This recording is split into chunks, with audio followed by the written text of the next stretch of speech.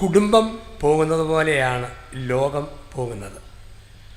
നല്ല കുടുംബമാണോ നല്ല ലോകം, കുടുംബം മോശമാണോ ലോകവും മോശം.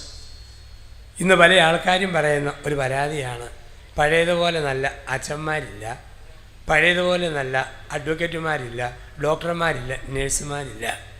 ഒറ്റ മറുപടിയേ ഉള്ളൂ, പഴയതുപോലെ നല്ല അപ്പന്മാരില്ല, പഴയതുപോലെ നല്ല അമ്മമാരില്ല. പണ്ട് രാഷ്ട്രീയ നേതാക്കന്മാരുടെ പേര് കേട്ടാൽ നമുക്ക് രോമാഞ്ചം. മഹാത്മാഗാന്ധി, ബാലഗംഗാധര തിലകൻ, വല്ലഭായ് പട്ടേൽ, സുഭാഷ് ചന്ദ്രബോസ്, പേര് കേട്ടാൽ രോമാഞ്ചം. ഇന്ന് നമ്മുടെ ചില നേതാക്കന്മാരുടെ പേര് കേട്ടാൽ രോമാഞ്ചം ഉണ്ടാകില്ലെന്ന് മാത്രമല്ല, ഉള്ള രോമം കൂടി കൊഴിഞ്ഞു പോകും. അങ്ങനെ ലോകത്തിലാണ് നമ്മൾ ജീവിക്കുക. അപ്പം നന്മയുടെ കണികൾ വറ്റിപ്പോകുന്ന ഒരു ലോകത്ത് ദൈവം നമ്മളെയൊക്കെ വിളിക്കുന്നു, നന്മ നിറഞ്ഞ കുടുംബത്തിലൂടെ ഒരു നല്ല സമൂഹത്തെ വാർത്തെടുക്കുവാൻ. നമ്മൾ കാണുന്നുണ്ട്, ലോകത്തിൽ കുടുംബത്തിൻ്റെ ആദ്യത്തെ ചിത്രം ഉൽപ്പത്തി പുസ്തകത്തിലാണ്. പലപ്പോഴും നമ്മൾ വായിക്കാറുണ്ട് തിരിച്ചറിയൽ പരേഡ്. എവിടെയെല്ലാം പെൺവാണിഭ കേസുണ്ടോ അവിടെയെല്ലാം ഉണ്ട് തിരിച്ചറിയൽ പരേഡ്. ഈ തിരിച്ചറിയൽ പരേഡ് 2010, 2012, 2013, 2014 ആരംഭിച്ചതല്ല. തിരിച്ചറിയൽ പരേഡ് തുടങ്ങിയത് ലോകാരംഭത്തിൽ ഏതൻ തോട്ടിൽ യുഗാദിയിൽ ഏതൻ്റെ കന്നി മണ്ണിലാണ് ആദ്യത്തെ തിരിച്ചറിയൽ പരേഡ്. ആദ്യ പുരുഷനായ ആദാം ഏകനും മൂകനുമായിരുന്നു. അവൻ്റെ ഏകാന്തത മാറ്റുവാൻ ദൈവം തീരുമാനിച്ചു. ദൈവം പറഞ്ഞു, ആദം, ഇന്ന് വരെ സൃഷ്ടിച്ചതിൽ ഏതെങ്കിലും ഒന്ന് നിനക്ക് ഫിറ്റായിട്ടുണ്ടോ, ഒത്തതുണ്ടോ, ഒരു തിരിച്ചറിയൽ പരേഡ് നടത്തുക. അന്ന് വരെ സൃഷ്ടിച്ച എല്ലാ ജീവികളെയും കൊണ്ടുവന്ന് ആദത്തിന് ഇടത്തും വലത്തും മുമ്പിലും പുറകിലും നിർത്തി. പുറകിൽ ആദം, മുമ്പിൽ പിടിയാന, ഒട്ടും ചേരിയല. ഒരു വശത്ത് ആദം, മറുവശത്ത് എരുമ, ശകലം പോലും ചേരിയല. ഒരു വശത്ത് ആദം, തൊട്ടു മുമ്പിൽ വെച്ചു പശുവിനെ നിർത്തി നോക്കി, ഒട്ടും ചേരിയല. തമ്പനാന് പിടികിട്ടി, തേങ്ങാമുറിയും അടയ്ക്കാമുറിയും കൂടെ ചേരിയല. പക്ഷെ തങ്കച്ചനും തങ്കമ്മയും കൂടെ ശരിക്കും ചേരും. അതിന് പുരുഷനെ ഗാഠനിദ്രയിലാഴ്ത്തി എന്നാണ് പറയുക. ബൈബിളിൽ ചില വാക്കുകൾ ഒരിക്കൽ ഉണ്ട്, പിന്നെ ഒരിക്കലും ഇല്ലാത്തതാണ്. ഒരിക്കൽ ഉള്ളതും ഒരിക്കൽ ഇല്ലാത്തതുമായ ഒരു വാക്കാണ്, പിന്നെ കാണാത്തതുമായ വാക്കാണ് ഗാഠനിദ്ര. അതാർക്കാണ് കിട്ടിയത്? ആണുങ്ങളുടെ വർഗത്തിന് കിട്ടിയ കാലമേതാ? പെണ്ണുങ്ങൾ ഭൂമിയിൽ ഉണ്ടാകുന്നതിന് മുമ്പ് ആണുങ്ങൾ അനുഭവിച്ച മഹാഭാഗ്യം ഗാഠനിദ്ര. ദൈവം പറഞ്ഞു, പൊന്നുമോനെ ഉറങ്ങടാ ഉറങ്ങ്, മനസ്സമാധാനത്തോടെയുള്ള നിൻ്റെ ഒടുക്കത്തെ ഉറക്കം കെടുത്താൻ ഒരെണ്ണം വരുന്നുണ്ട്, സുഖമായിട്ട് കിടന്നുറങ്ങുക. അവൻ്റെ വാരിയൽ ഒടിച്ചെടുത്തിട്ട് പോലും അവൻ അറിഞ്ഞില്ല, അത്രയും സുഖമായിട്ട് അവൻ കിടന്നുറങ്ങിപ്പോയി എന്നാണ് പറയുക. അപ്പോൾ അവളെ കണ്ടപ്പോൾ അവൻ ചിരിച്ചു, വർത്തമാനം പറച്ചിൽ ആരംഭിച്ചു, ലോകത്തിൽ സ്നേഹബന്ധം ഉണർന്നു. ഈ ലോകത്തിൽ ആദ്യമായിട്ട് ചിരിച്ചതും വർത്തമാനം പറച്ചിലൊക്കെ ആരംഭിച്ചതും സ്ത്രീ ഉണ്ടായതിന് ശേഷമാണ്. സത്യം പറഞ്ഞാൽ പെണ്ണുങ്ങളില്ലാത്ത ലോകം മോർച്ചറി പോലെയാണ്, ഒരനക്കവുമില്ല. കരച്ചിലും പിടിച്ചിലും ചീറ്റിലും ചിരിയൊക്കെ വേണോ, സ്ത്രീ ഉണ്ടേലേ ഉള്ളൂ. അതുകൊണ്ടാണ് സായിപ്പന്മാർ പറയും, പരദേശയിലെ ആദ്യത്തെ സംസാര ഭാഷ ഇംഗ്ലീഷായിരുന്നു. ഞെട്ടി എഴുന്നേറ്റ് ആദം നോക്കുമ്പം ഒരു സുന്ദരി പെണ്ണ് മുമ്പ് നിൽക്കുന്നു. അവൻ ഇംഗ്ലീഷിൽ ഒരു സ്വയം പരിചയപ്പെടുത്തൽ നടത്തി. അതിങ്ങനെയായിരുന്നു, മാഡം, ഐ ആം ആഡം. അങ്ങനെ വർത്തമാനം പറച്ചിൽ ആരംഭിച്ചു. മലയാളികൾ പറയും പരദേശയിലെ ആദ്യത്തെ ഭാഷ മലയാളമാണ്. ഞെട്ടി എഴുന്നേറ്റ് ആദം നോക്കുമ്പം പനങ്കല പോലത്തെ മുടി വാദം മുട്ടിക്കിടക്കുന്നൊരു മാതകത്തിടമ്പ് മന്ദം വന്ന് നടന്നു നീങ്ങുന്നു. നീ പോകരുത്, ഇങ്ങോട്ട് വാ എന്നർത്ഥത്തിൽ ഹേ വാ എന്ന് വിളിച്ചു. അങ്ങനെ ഹവ്വ എന്ന വാക്കുണ്ടായി, സംസാരം ആരംഭിച്ചു. ഒരു ഭർത്താവ് ഭാര്യയോട് പറയടി, ഞങ്ങൾ സ്റ്റാൻഡേർഡ് ആണുങ്ങൾ ദിവസം വെറും 7000 വാക്ക് പറയുമ്പം നിങ്ങൾ പൊട്ടിപ്പെണ്ണുങ്ങൾ 14,000-ലധികം വാക്കുകളാണ് പറയുന്നത്. ഭാര്യ പറഞ്ഞു, ഞങ്ങളുടെ കുഴപ്പമല്ല, പിന്നെ എന്നാ അടി? തന്നെ പോലുള്ള കിഴങ്ങന്മാർ ഒരു കാര്യം പറഞ്ഞ് ബോധ്യപ്പെടുത്തണമെങ്കിൽ ഞങ്ങൾ പാവം പെണ്ണുങ്ങൾ 2 പ്രാവശ്യം ആവർത്തിക്കണം. അങ്ങനെയാണ് 7000 14,000 ആയത്. അവൻ ചോദിച്ചു, എന്നാടി നീ പറഞ്ഞ്? കണ്ടോ, അതുപോലും 2 പ്രാവശ്യം പറഞ്ഞാൽ എനിക്ക് പിടി കിട്ടത്തുള്ളൂ. അപ്പോൾ സ്നേഹബന്ധങ്ങൾ ആരംഭിച്ചു, ലോകത്തിൽ കുടുംബബന്ധങ്ങൾ ആരംഭിച്ചു. ഏതൻ തോട്ടത്തിൽ സ്നേഹത്തിൻ്റെ കുടുംബം അവിടെ രൂപം കൊള്ളുകയാണ്. അവിടെ ദൈവം പറയുകയാണ്, ആദം, നിനക്ക് വറക്കാൻ, ഒലത്താൻ, തോരൻ വെക്കാൻ, പറ്റിക്കാൻ, വിളയിക്കാൻ, കൊഞ്ചിക്കാൻ, തത്തക്കുഞ്ഞ്, മാടത്ത, മയിലും കുഞ്ഞ്, പന്നിക്കുഞ്ഞ്, കോഴിക്കുഞ്ഞ്, താറാവ്. പക്ഷെ നിനക്ക് സ്നേഹിക്കാൻ നിൻ്റെ വെമ്പറം നോത്തി അവ്വ. മോളെ, നിനക്ക് സ്നേഹിക്കാൻ, വിളയിക്കാൻ, കൊഞ്ചിക്കാൻ, വെള്ള കളിക്കാൻ ആട്ടുംകുഞ്ഞ്, പന്നിക്കുഞ്ഞ്, കോഴിക്കുഞ്ഞ്, മുയലും കുഞ്ഞ്. പക്ഷെ സ്നേഹിക്കാൻ നിൻ്റെ ഭർത്താവ്. ഭർത്താവിനെ ഒലത്തരുത്, ഭർത്താവിനെ സ്നേഹിക്കണം. ഭാര്യയെ പൊരിക്കരുത്, ഭാര്യയെ സ്നേഹിക്കണം. സായിപ്പന്മാരുടെ ജീവിതം പൊട്ടിപ്പറഞ്ഞു പോയത് യൂറോപ്പിൽ, അമേരിക്കയിൽ, പടിഞ്ഞാറിൻ്റെ സ്വാധീനമുള്ള ഓസ്ട്രേലിയ, ന്യൂസിലൻഡിൽ കുടുംബബന്ധം തകർന്നത് സ്നേഹിക്കേണ്ട ഭാര്യയ്ക്ക് പകരം പട്ടിയെ കെട്ടിപ്പിടിച്ച് കിടക്കുന്ന സായിപ്പ്, കണ്ടം പൂച്ചയെ അമർത്തിപ്പിടിക്കുന്ന മാതാമ്മ, അവിടെയാണ് ബന്ധങ്ങൾ തകർന്നത്. ഇവിടെ സ്നേഹത്തിനൊരു മുൻഗണനാക്രമമുണ്ട്. ഭർത്താവിനെ സ്നേഹിക്കുക, ഭാര്യയെ സ്നേഹിക്കുക. ദൈവം ചേർത്ത് വെച്ചു കുടുംബ ബന്ധം. ദൈവം ഇത് സ്ഥാപിച്ചത് ഉടമ്പടിയായിട്ടാണ്. ദൈവമായ കർത്താവ് കുടുംബത്തെ സ്ഥാപിച്ചത് ഉടമ്പടിയായിട്ടാണ്. അതുകൊണ്ടാണ് ഉൽപ്പത്തി പുസ്തകത്തിൽ 3 ഉടമ്പടികൾ നമ്മൾ വായിക്കുന്നു. ഒന്നാമത്തെ ഉടമ്പടി വിവാഹത്തിൻ്റെ ഉടമ്പടി, ഉൽപ്പത്തി 2:23. ആദ്യ പുരുഷൻ ആദ്യ സ്ത്രീയെ നോക്കി പറഞ്ഞു, മോളെ, നീ എൻ്റെ അസ്ഥിയുടെ അസ്ഥിയും മാംസത്തിൻ്റെ മാംസവുമാണ്. ഇതായിരുന്നു ആദ്യത്തെ ഉടമ്പടി വാക്ക്. ഒരു സ്ഥലത്ത് ഞാൻ ധ്യാനത്തിൽ പറഞ്ഞു, ആദ്യ പുരുഷൻ ആദ്യ സ്ത്രീയോട് പറഞ്ഞു, മോളെ, നീ എൻ്റെ അസ്ഥിയുടെ അസ്ഥിയും മാംസത്തിൻ്റെ മാംസവുമാണ്. അത് കേട്ടപാടെ ഒരു ചേട്ടത്തി പറഞ്ഞു, എൻ്റെ അച്ഛ, കല്യാണം കഴിഞ്ഞ് ആദ്യത്തെ 5-6 മാസം എൻ്റെ ഭർത്താവ് എന്നോട് പറഞ്ഞു, മോളെ, നീ എൻ്റെ അസ്ഥിയുടെ അസ്ഥി, മാംസത്തിൻ്റെ മാംസം. പക്ഷെ അച്ഛ, 2 മക്കളായപ്പോൾ അത് ഞാൻ എൻ്റെ മട്ടുമാറി. ഇനി ഞങ്ങളുടെ പെരയ്ക്കകത്ത് അസ്ഥിയുടെ അസ്ഥി പോയിട്ട് ഗുസ്തിയുടെ ഗുസ്തിയാണ് നടക്കുക. പുരുഷനെയും സ്ത്രീയും ദൈവം ഒരുമിപ്പിച്ചു. ആ ഉടമ്പടി ബന്ധം ആരംഭിച്ചപ്പോഴാണ് ചിരിയും വർത്തമാനം പറച്ചിലും. ഈ ലോകത്ത് ഏറ്റവും നല്ല ചിരി പെണ്ണുങ്ങളുടെ ചിരിയാണ്. അത് ആണുങ്ങൾക്കേ അറിയത്തുള്ളൂ, നിങ്ങൾക്കറിയത്തില്ല. അതുകൊണ്ടാണ് ഒരു സ്ത്രീയുടെ ചിരിയുടെ മുമ്പിലാണ് പുരുഷൻ്റെ മനപ്രയാസങ്ങൾ സൂര്യപ്രകാശത്തിൽ മഞ്ഞുകട്ട പോലെ ഉരുകി പോവുക. എത്ര മനസ്സിന് ഭാരമുള്ള ഭർത്താവും വീട്ടിൽ കടന്നു വരുമ്പോൾ ഭാര്യ ഒന്ന് ചിരിച്ചോ അവന് മനപ്രയാസം ഇല്ലാതാവും. പക്ഷെ പല പെണ്ണുങ്ങളും ചിരിക്കത്തില്ല. നീണ്ട പടവലങ്ങ പോലെ മോന്ത നീട്ടി ഒറ്റപ്പെടുത്തും. അവൻ്റെ ഷുഗറ്, കൊളസ്ട്രോൾ, പ്രഷർ ഷൂട്ടപ്പ് ചെയ്ത് അങ്ങേയറ്റമാവും. സ്ത്രീകൾ ചിരിച്ചോ കുടുംബത്തിൽ സന്തോഷമുണ്ട്. പക്ഷെ ഒരു കാര്യം ഓർത്തോണം, ഒരുമാതിരി ആക്കുന്ന ചിരിയുണ്ട്. മര്യാദയ്ക്ക് ചിരിച്ചാൽ ആണുങ്ങളെ നേടാൻ പറ്റും. അതുകൊണ്ടാണ് ഒരിക്കലും ചിരിക്കാത്ത പുരുഷനും ആത്മാർത്ഥമായിട്ട് ചിരിക്കുന്നത് ഇഷ്ടപ്പെട്ട സ്ത്രീയെ കാണുമ്പോഴാണ്. രാഷ്ട്രീയക്കാർ പറയാറുണ്ട്, ഒരിക്കലും ചിരിക്കാത്ത മുൻ പ്രധാനമന്ത്രി മൻമോഹൻ സിംഗ് ജീവിതത്തിൽ ആദ്യം ചിരിച്ചത് ഐശ്വര്യയെ കണ്ടപ്പോഴാണ്. അന്ന് അതുവരെ ചിരിച്ചിട്ടില്ലെന്നാണ്. ഇപ്പോൾ ചിരിച്ച് നേടാം. 2, പെണ്ണുങ്ങൾക്ക് കരഞ്ഞോണ്ട് ഭർത്താവിനെ നേടാം. സ്ത്രീ കരഞ്ഞോ ആണുങ്ങൾ വീഴും. ഭാര്യ കരഞ്ഞോ ഭർത്താവ് ഉരുവും. കാമുകി കരഞ്ഞോ കാമുകൻ അലിയും. പെങ്ങൾ കരഞ്ഞോ ആങ്ങള അയയും. മോള് കരഞ്ഞോ അപ്പൻ ഉരുവും. കാരണം ആണുങ്ങൾക്കൊരു കുഴപ്പമുണ്ട്, മണ്ണിൽ നിന്നും സൃഷ്ടിക്കപ്പെട്ടതുകൊണ്ട് വെള്ളം വീണാൽ പെട്ടെന്ന് അലുത്തു പോവും, കുഴഞ്ഞു പോവും. പക്ഷേ പെണ്ണുങ്ങളെ ആസിഡ് ഒഴിച്ചാൽ പോലും ഇളക്കാൻ പറ്റുകയില്ല. കാരണം എല്ലേന്നുണ്ടായതാണ് നല്ല കട്ടി എന്ന് വെപ്പ്. അപ്പോൾ ഉടമ്പടിയിലൂടെ ദൈവം ഒരു പുരുഷന് സ്ത്രീയെ കൊടുക്കുകയാണ്. ആദ്യ പുരുഷനും ആദ്യ സ്ത്രീയും തമ്മിൽ. ഇപ്പം വേദപുസ്തകത്തിൽ ഉൽപ്പത്തി പുസ്തകത്തിലെ 1ാമത്തെ ഉടമ്പടി വിവാഹത്തിൻ്റെ ഉടമ്പടിയാണ്, ഉൽപ്പത്തി 2:23. 2ാമത്തെ ഉടമ്പടി ഉൽപ്പത്തി 9-ലാണ്, ദൈവവും ജനനേതാവായ നോഹയും തമ്മിൽ. ഇനിമേൽ ജലപ്രളയത്തിലൂടെ ഭൂമുഖത്തെ നശിപ്പിക്കലെന്ന് കാണിക്കുവാൻ ദൈവം വാനവിധാനത്തിൽ ചക്രവാള സീമയിൽ ഒരു മഴവില്ല് വിരിയിച്ചു. 2ാമത്തെ ഉടമ്പടി. 3ാമത്തെ ഉടമ്പടി ഉൽപ്പത്തി 12-ലാണ്, വിശ്വാസിയുടെ പിതാവായ അബ്രഹാമും ദൈവവും തമ്മിൽ.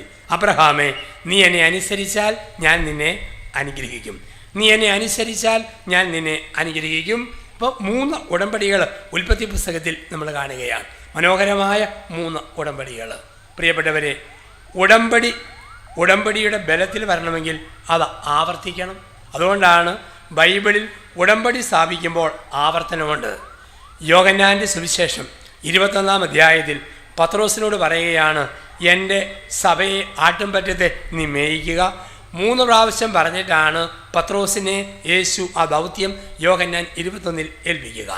അതുകൊണ്ടാണ് ക്രൈസ്തവ പാരമ്പര്യത്തിൽ 3 എന്ന അക്കത്തിന് വലിയ വിലയുണ്ട്. കാരണം സീനായി മല മോശ കയറിയതിൻ്റെ 3-ാം ദിവസമാണ് മോശയ്ക്ക് ദൈവപ്രമാണങ്ങൾ കിട്ടിത്തുടങ്ങിയത്. യവനാൻ നിവിയ മത്സ്യത്തിൻ്റെ ഉദരത്തിൽ 3 നാളുകളിൽ കടന്നു. യോഹന്നാൻ 2-ൽ കാനായിലെ കല്യാണ സദ്യ 3-ാം ദിവസം നടക്കുന്നു. അതുകൊണ്ടാണ് എവിടെയെല്ലാം ക്രൈസ്തവ പാരമ്പര്യമുണ്ടോ അവിടെയൊക്കെ ലേലം വിളിക്കുമ്പം 3 പ്രാവശ്യം, 1 തരം, 2 തരം, 3 തരം, ഇങ്ങനെയാണ് ഉറപ്പീര്. കല്യാണം അങ്ങനെ ഏറ്റവും വലിയ ലേലം വിളിയിൽ 3 പ്രാവശ്യം ചോദിച്ചിട്ടാണ് ഉറപ്പീര് നടന്നത്. ആദ്യം പെണ്ണ് കാണാൻ ചെന്നപ്പം പൊന്നുമോനെ പാപ്പച്ച, ലോകത്ത് ഒരുപാട് പെണ്ണുങ്ങളെ കാണും, അതിലൊക്കെ ഉപരി ഉണക്കപ്പാപ്പാട് പോലെ മെലിഞ്ഞിരിക്കുന്ന ഈ ഏലിയാമ്മയെ നീ സ്നേഹിക്കുമോ? ഉപകർത്താവെ സ്നേഹിക്കും. ഏലിയാമ്മേ, ഒരുപാട് പുരുഷന്മാരെ കാണും. അതിലൊക്കെ ഉപരിയായിട്ട് കൊടക്കമ്പി പോലെ വളഞ്ഞിരിക്കുന്ന ഈ പാപ്പച്ചനെ നീ സ്നേഹിക്കുമോ? ഉപകർത്താവെ സ്നേഹിക്കും. ഒന്നുകൂടെ ചോദിച്ചു ഉറപ്പിച്ചു. മൂന്നാമത് കല്യാണത്തിന് നിന്ന് പൊന്നുമോനെ പാപ്പച്ച, അവസാനത്തെ കുടുക്കും കുരുക്കും ഇവിടെ പെടലിൽ ഇടാൻ പോവുകയാണ്. ഇന്ന് മുതൽ നീ പുത്തൻ ഐറ്റങ്ങൾ, പുതിയ വെറൈറ്റികൾ പലതിനെ കണ്ടു തുടങ്ങും. നീ കാണാൻ പോകുന്നത് നിസ്സാരപ്പെട്ട സാധനങ്ങളൊന്നുമല്ല. നീ കാണുന്നത് ഐശ്വര്യ റായ്, പ്രിയങ്ക ചോപ്ര, സുഷിമിത സെൻ, മിസ് വെനിസില, സാനിയ മിർസ, പാർവതി ഓമനക്കുട്ടൻ, ഒത്തിരി എണ്ണത്തെ കാണും. അതിലൊക്കെ ഉപരി ഈ ഉണക്കപ്പാമ്പാടെ നീ സ്നേഹിക്കുമോ? ഉപകർത്താവെ സ്നേഹിക്കും. മോളെ നീയും കാണും ക്രിക്കറ്റ് താരങ്ങൾ, സിനിമാ താരങ്ങൾ, മിനിമം തുണി കഷ്ടപ്പെട്ടെടുക്കുന്ന പരസ്യക്കാരാമ്പിള്ളാർ. അതിലൊക്കെ ഉപരി ഈ കൊടക്കമ്പി പാപ്പച്ചനെ നീ സ്നേഹിക്കുമോ? ഉപകർത്താവെ സ്നേഹിക്കും. അങ്ങനെ ഉറപ്പിച്ചു. ദൈവം കയ്യിലേക്ക് തന്നു ബന്ധം. വർഷങ്ങൾക്ക് മുമ്പ് ഞാനും നമ്മുടെയൊക്കെ നിങ്ങളുടെ ജനപ്രതിനിധിയായ ഇദ്ദേഹമൊക്കെ വരുന്ന സമയത്ത് ഞാനും ഒരു രാഷ്ട്രീയ പ്രസ്ഥാനത്തിൻ്റെ സംസ്ഥാന ജില്ലാ നേതാവായിരുന്നു. പലപ്പോഴും ചരൽക്കുന്ന് ക്യാമ്പിൽ ഒന്ന് പങ്കെടുത്ത ഓർമ്മയുണ്ട്. അപ്പം അങ്ങനെയുള്ള ഒരവസരത്തിൽ രാഷ്ട്രീയ നേതാവായ KM ജോർജിൻ്റെ മകളുടെ വിവാഹത്തിൽ മൂവാറ്റുപുഴയിൽ പങ്കെടുക്കുമ്പോൾ 3 പേര് ആശംസാ പ്രസംഗം പറഞ്ഞു. ആദ്യം പ്രസംഗിച്ചത് EMS, രണ്ടാമത് പ്രസംഗിച്ചത് വലതുപക്ഷ കമ്മ്യൂണിസ്റ്റ് പ്രസ്ഥാനത്തിൻ്റെ നേതാവായിരുന്ന MN ഗോവിന്ദൻ നായർ, മൂന്നാമത് പ്രസംഗിച്ചത് കേരളത്തിൻ്റെ മനസാക്ഷിയുടെ പര്യായമായ MP മൻമഥൻ സാറ്. EMS പറഞ്ഞ മക്കളെ, വിവാഹം 2 പ്രത്യയശാസ്ത്രങ്ങളുടെ ഉരുമലാണ്. തീപ്പൊരി ചെതരാതിരിക്കാൻ അഡ്ജസ്റ്റ് ചെയ്ത് ജീവിക്കണം. MN ഗോവിന്ദൻ നായർ ഒരു മക്കളെ, വിവാഹം 2 പ്രത്യയശാസ്ത്രങ്ങളുടെ ഉരുമലാണ്. പൊട്ടിത്തെറിക്കാതിരിക്കാൻ നോക്കിയും കണ്ടും ജീവിക്കണം. MP മൻമഥൻ സാർ പറഞ്ഞ മക്കളെ, നിങ്ങൾ ക്രൈസ്തവരാണ്, നിങ്ങൾക്ക് വിവാഹം ഒരു കൂദാശയാണ്. മകനെ, ഇന്നുവരെ നിൻ്റെ സഭ നിന്നെ പഠിപ്പിച്ചതും നിൻ്റെ മാതാപിതാക്കൾ നിന്നെ പഠിപ്പിച്ചതുമായ അദൃശ്യനായ മിശിഹായെ ഇന്നു മുതൽ ദൃശ്യയായ നിൻ്റെ ഭാര്യയിൽ നീ കാണുക. മകളെ, നിൻ്റെ മാതാപിതാക്കളും നിൻ്റെ സഭയും പഠിപ്പിച്ച അദൃശ്യനായ ക്രിസ്തുവിനെ ഇന്നു മുതൽ ദൃശ്യനായ നിൻ്റെ ഭർത്താവിൽ കാണുക. ഉടമ്പടിയുടെ മനോഹരമായ ഒരു കവതാശീയ രംഗത്തെയാണ് നമ്മളിവിടെ കണ്ടെത്തുക. അപ്പോൾ ഉടമ്പടികൾ സ്ഥാപിക്കാൻ പ്രായപൂർത്തിയാകണം. കൊച്ചുപിള്ളേർക്ക് ഉടമ്പടി സ്ഥാപിക്കാൻ പറ്റിയല്ലോ. 5 പഠിക്കുന്ന കുട്ടികളോട് സാറ് ചോദിച്ചു, മക്കളെ, ഇന്ത്യയെ നയിക്കുന്ന ഭരണാധികാരികളെ തിരഞ്ഞെടുക്കാൻ വയസ്സ് എത്രയാകണം? ഒരുത്തൻ പറഞ്ഞു, സാർ അതിന് 18 വയസ്സ്. ഒരു ഭാര്യയെ നയിക്കുന്ന ഭർത്താവാകാൻ എത്ര വയസ്സാകണം? അവൻ പറഞ്ഞു 21. ഇതിൽ നിന്നും എന്ത് പാഠമാണ് നീ പഠിച്ചത്? അവൻ പറഞ്ഞു, സാറേ, പഠിച്ച ഒരു പാഠം ഒരു പെമ്പർനോത്തിയെ നയിക്കുന്നതിനേക്കാൾ എളുപ്പം ഇന്ത്യ രാജ്യത്തെ മൊത്തം നയിക്കുന്നതാണ് പിടികിട്ടി. കാരണം ഇന്ത്യയെ നയിക്കുന്നവരെ തിരഞ്ഞെടുക്കാൻ വയസ്സ് 18, ഭാര്യയെ നയിക്കുവാൻ വയസ്സ് 21. ഉടമ്പടി സ്ഥാപിക്കാൻ പ്രായപൂർത്തി വേണം. പക്ഷേ 10 വയസ്സുള്ള ആൺകുട്ടിക്ക് 8 വയസ്സുള്ള പെൺകുട്ടിയോട് പറയാൻ പറ്റുമോ 21-ാം വയസ്സ് തന്നെ ഞാൻ കെട്ടിക്കോളാം? ആ വാക്കിന് അർത്ഥമില്ല. പക്ഷെ ഇന്ന് പറ്റും. കാരണം ഇന്നത്തെ 10 വയസ്സുകാരൻ പഴയ 50കാരൻ്റെ പ്രകടനം കാഴ്ചവെക്കുന്ന കാലമാണ്, പഴയ കാലമാണ്. പണ്ട് 3ൽ പഠിക്കുന്ന 8 വയസ്സുള്ള കുട്ടിയോട് ക്ലാസ്സിലെ ടീച്ചർ പറയുക, നീ ഇനി വർത്തമാനം പറഞ്ഞാൽ നിന്നെ പെണ്ണുങ്ങളുടെ ബെഞ്ചക്കേറ്റി ഇരുത്തും. എന്തൊരു ചമ്മലായിരുന്നു. ഇപ്പം വല്ല ചമ്മലുമുണ്ടോ? ഈയിടെ 3ൽ പഠിക്കുന്ന 8 വയസ്സുകാരനോട് ക്ലാസ് ടീച്ചറായ കന്യാസ്ത്രീ അമ്മ പറഞ്ഞു, നീ ഇനി വർത്തമാനം പറഞ്ഞാൽ നിന്നെ പെണ്ണുങ്ങളുടെ ബെഞ്ചക്കേറ്റി ഇരുത്തും. അവൻ പറഞ്ഞു, പോ ടീച്ചറെ, ചുമ്മാ പറഞ്ഞ് കൊതിപ്പിക്കല്ലോ കേട്ടോ. ഇന്ന് ലോകം മാറി, ഇന്ന് രീതി മാറാൻ തുടങ്ങി. വർഷങ്ങൾ പഠിച്ചു കഴിയുമ്പോഴാണ് അച്ഛൻ പട്ടം കിട്ടുക. വർഷങ്ങൾ പഠിച്ചു കഴിയുമ്പോഴാണ് പൗരോഹിത്യത്തിലേക്ക് ഉയർത്തപ്പെടുക. വിവാഹം ഇതുപോലെ ഉദാശയാണ്. എത്ര ഒരുക്കമുണ്ട്, ശ്രദ്ധയുണ്ടെന്നുള്ളതാണ്. ഇന്ന് വിവാഹം ആശീർവദിക്കാൻ അച്ഛൻ തന്നെ ഇല്ലെങ്കിലും പ്രശ്നമില്ല.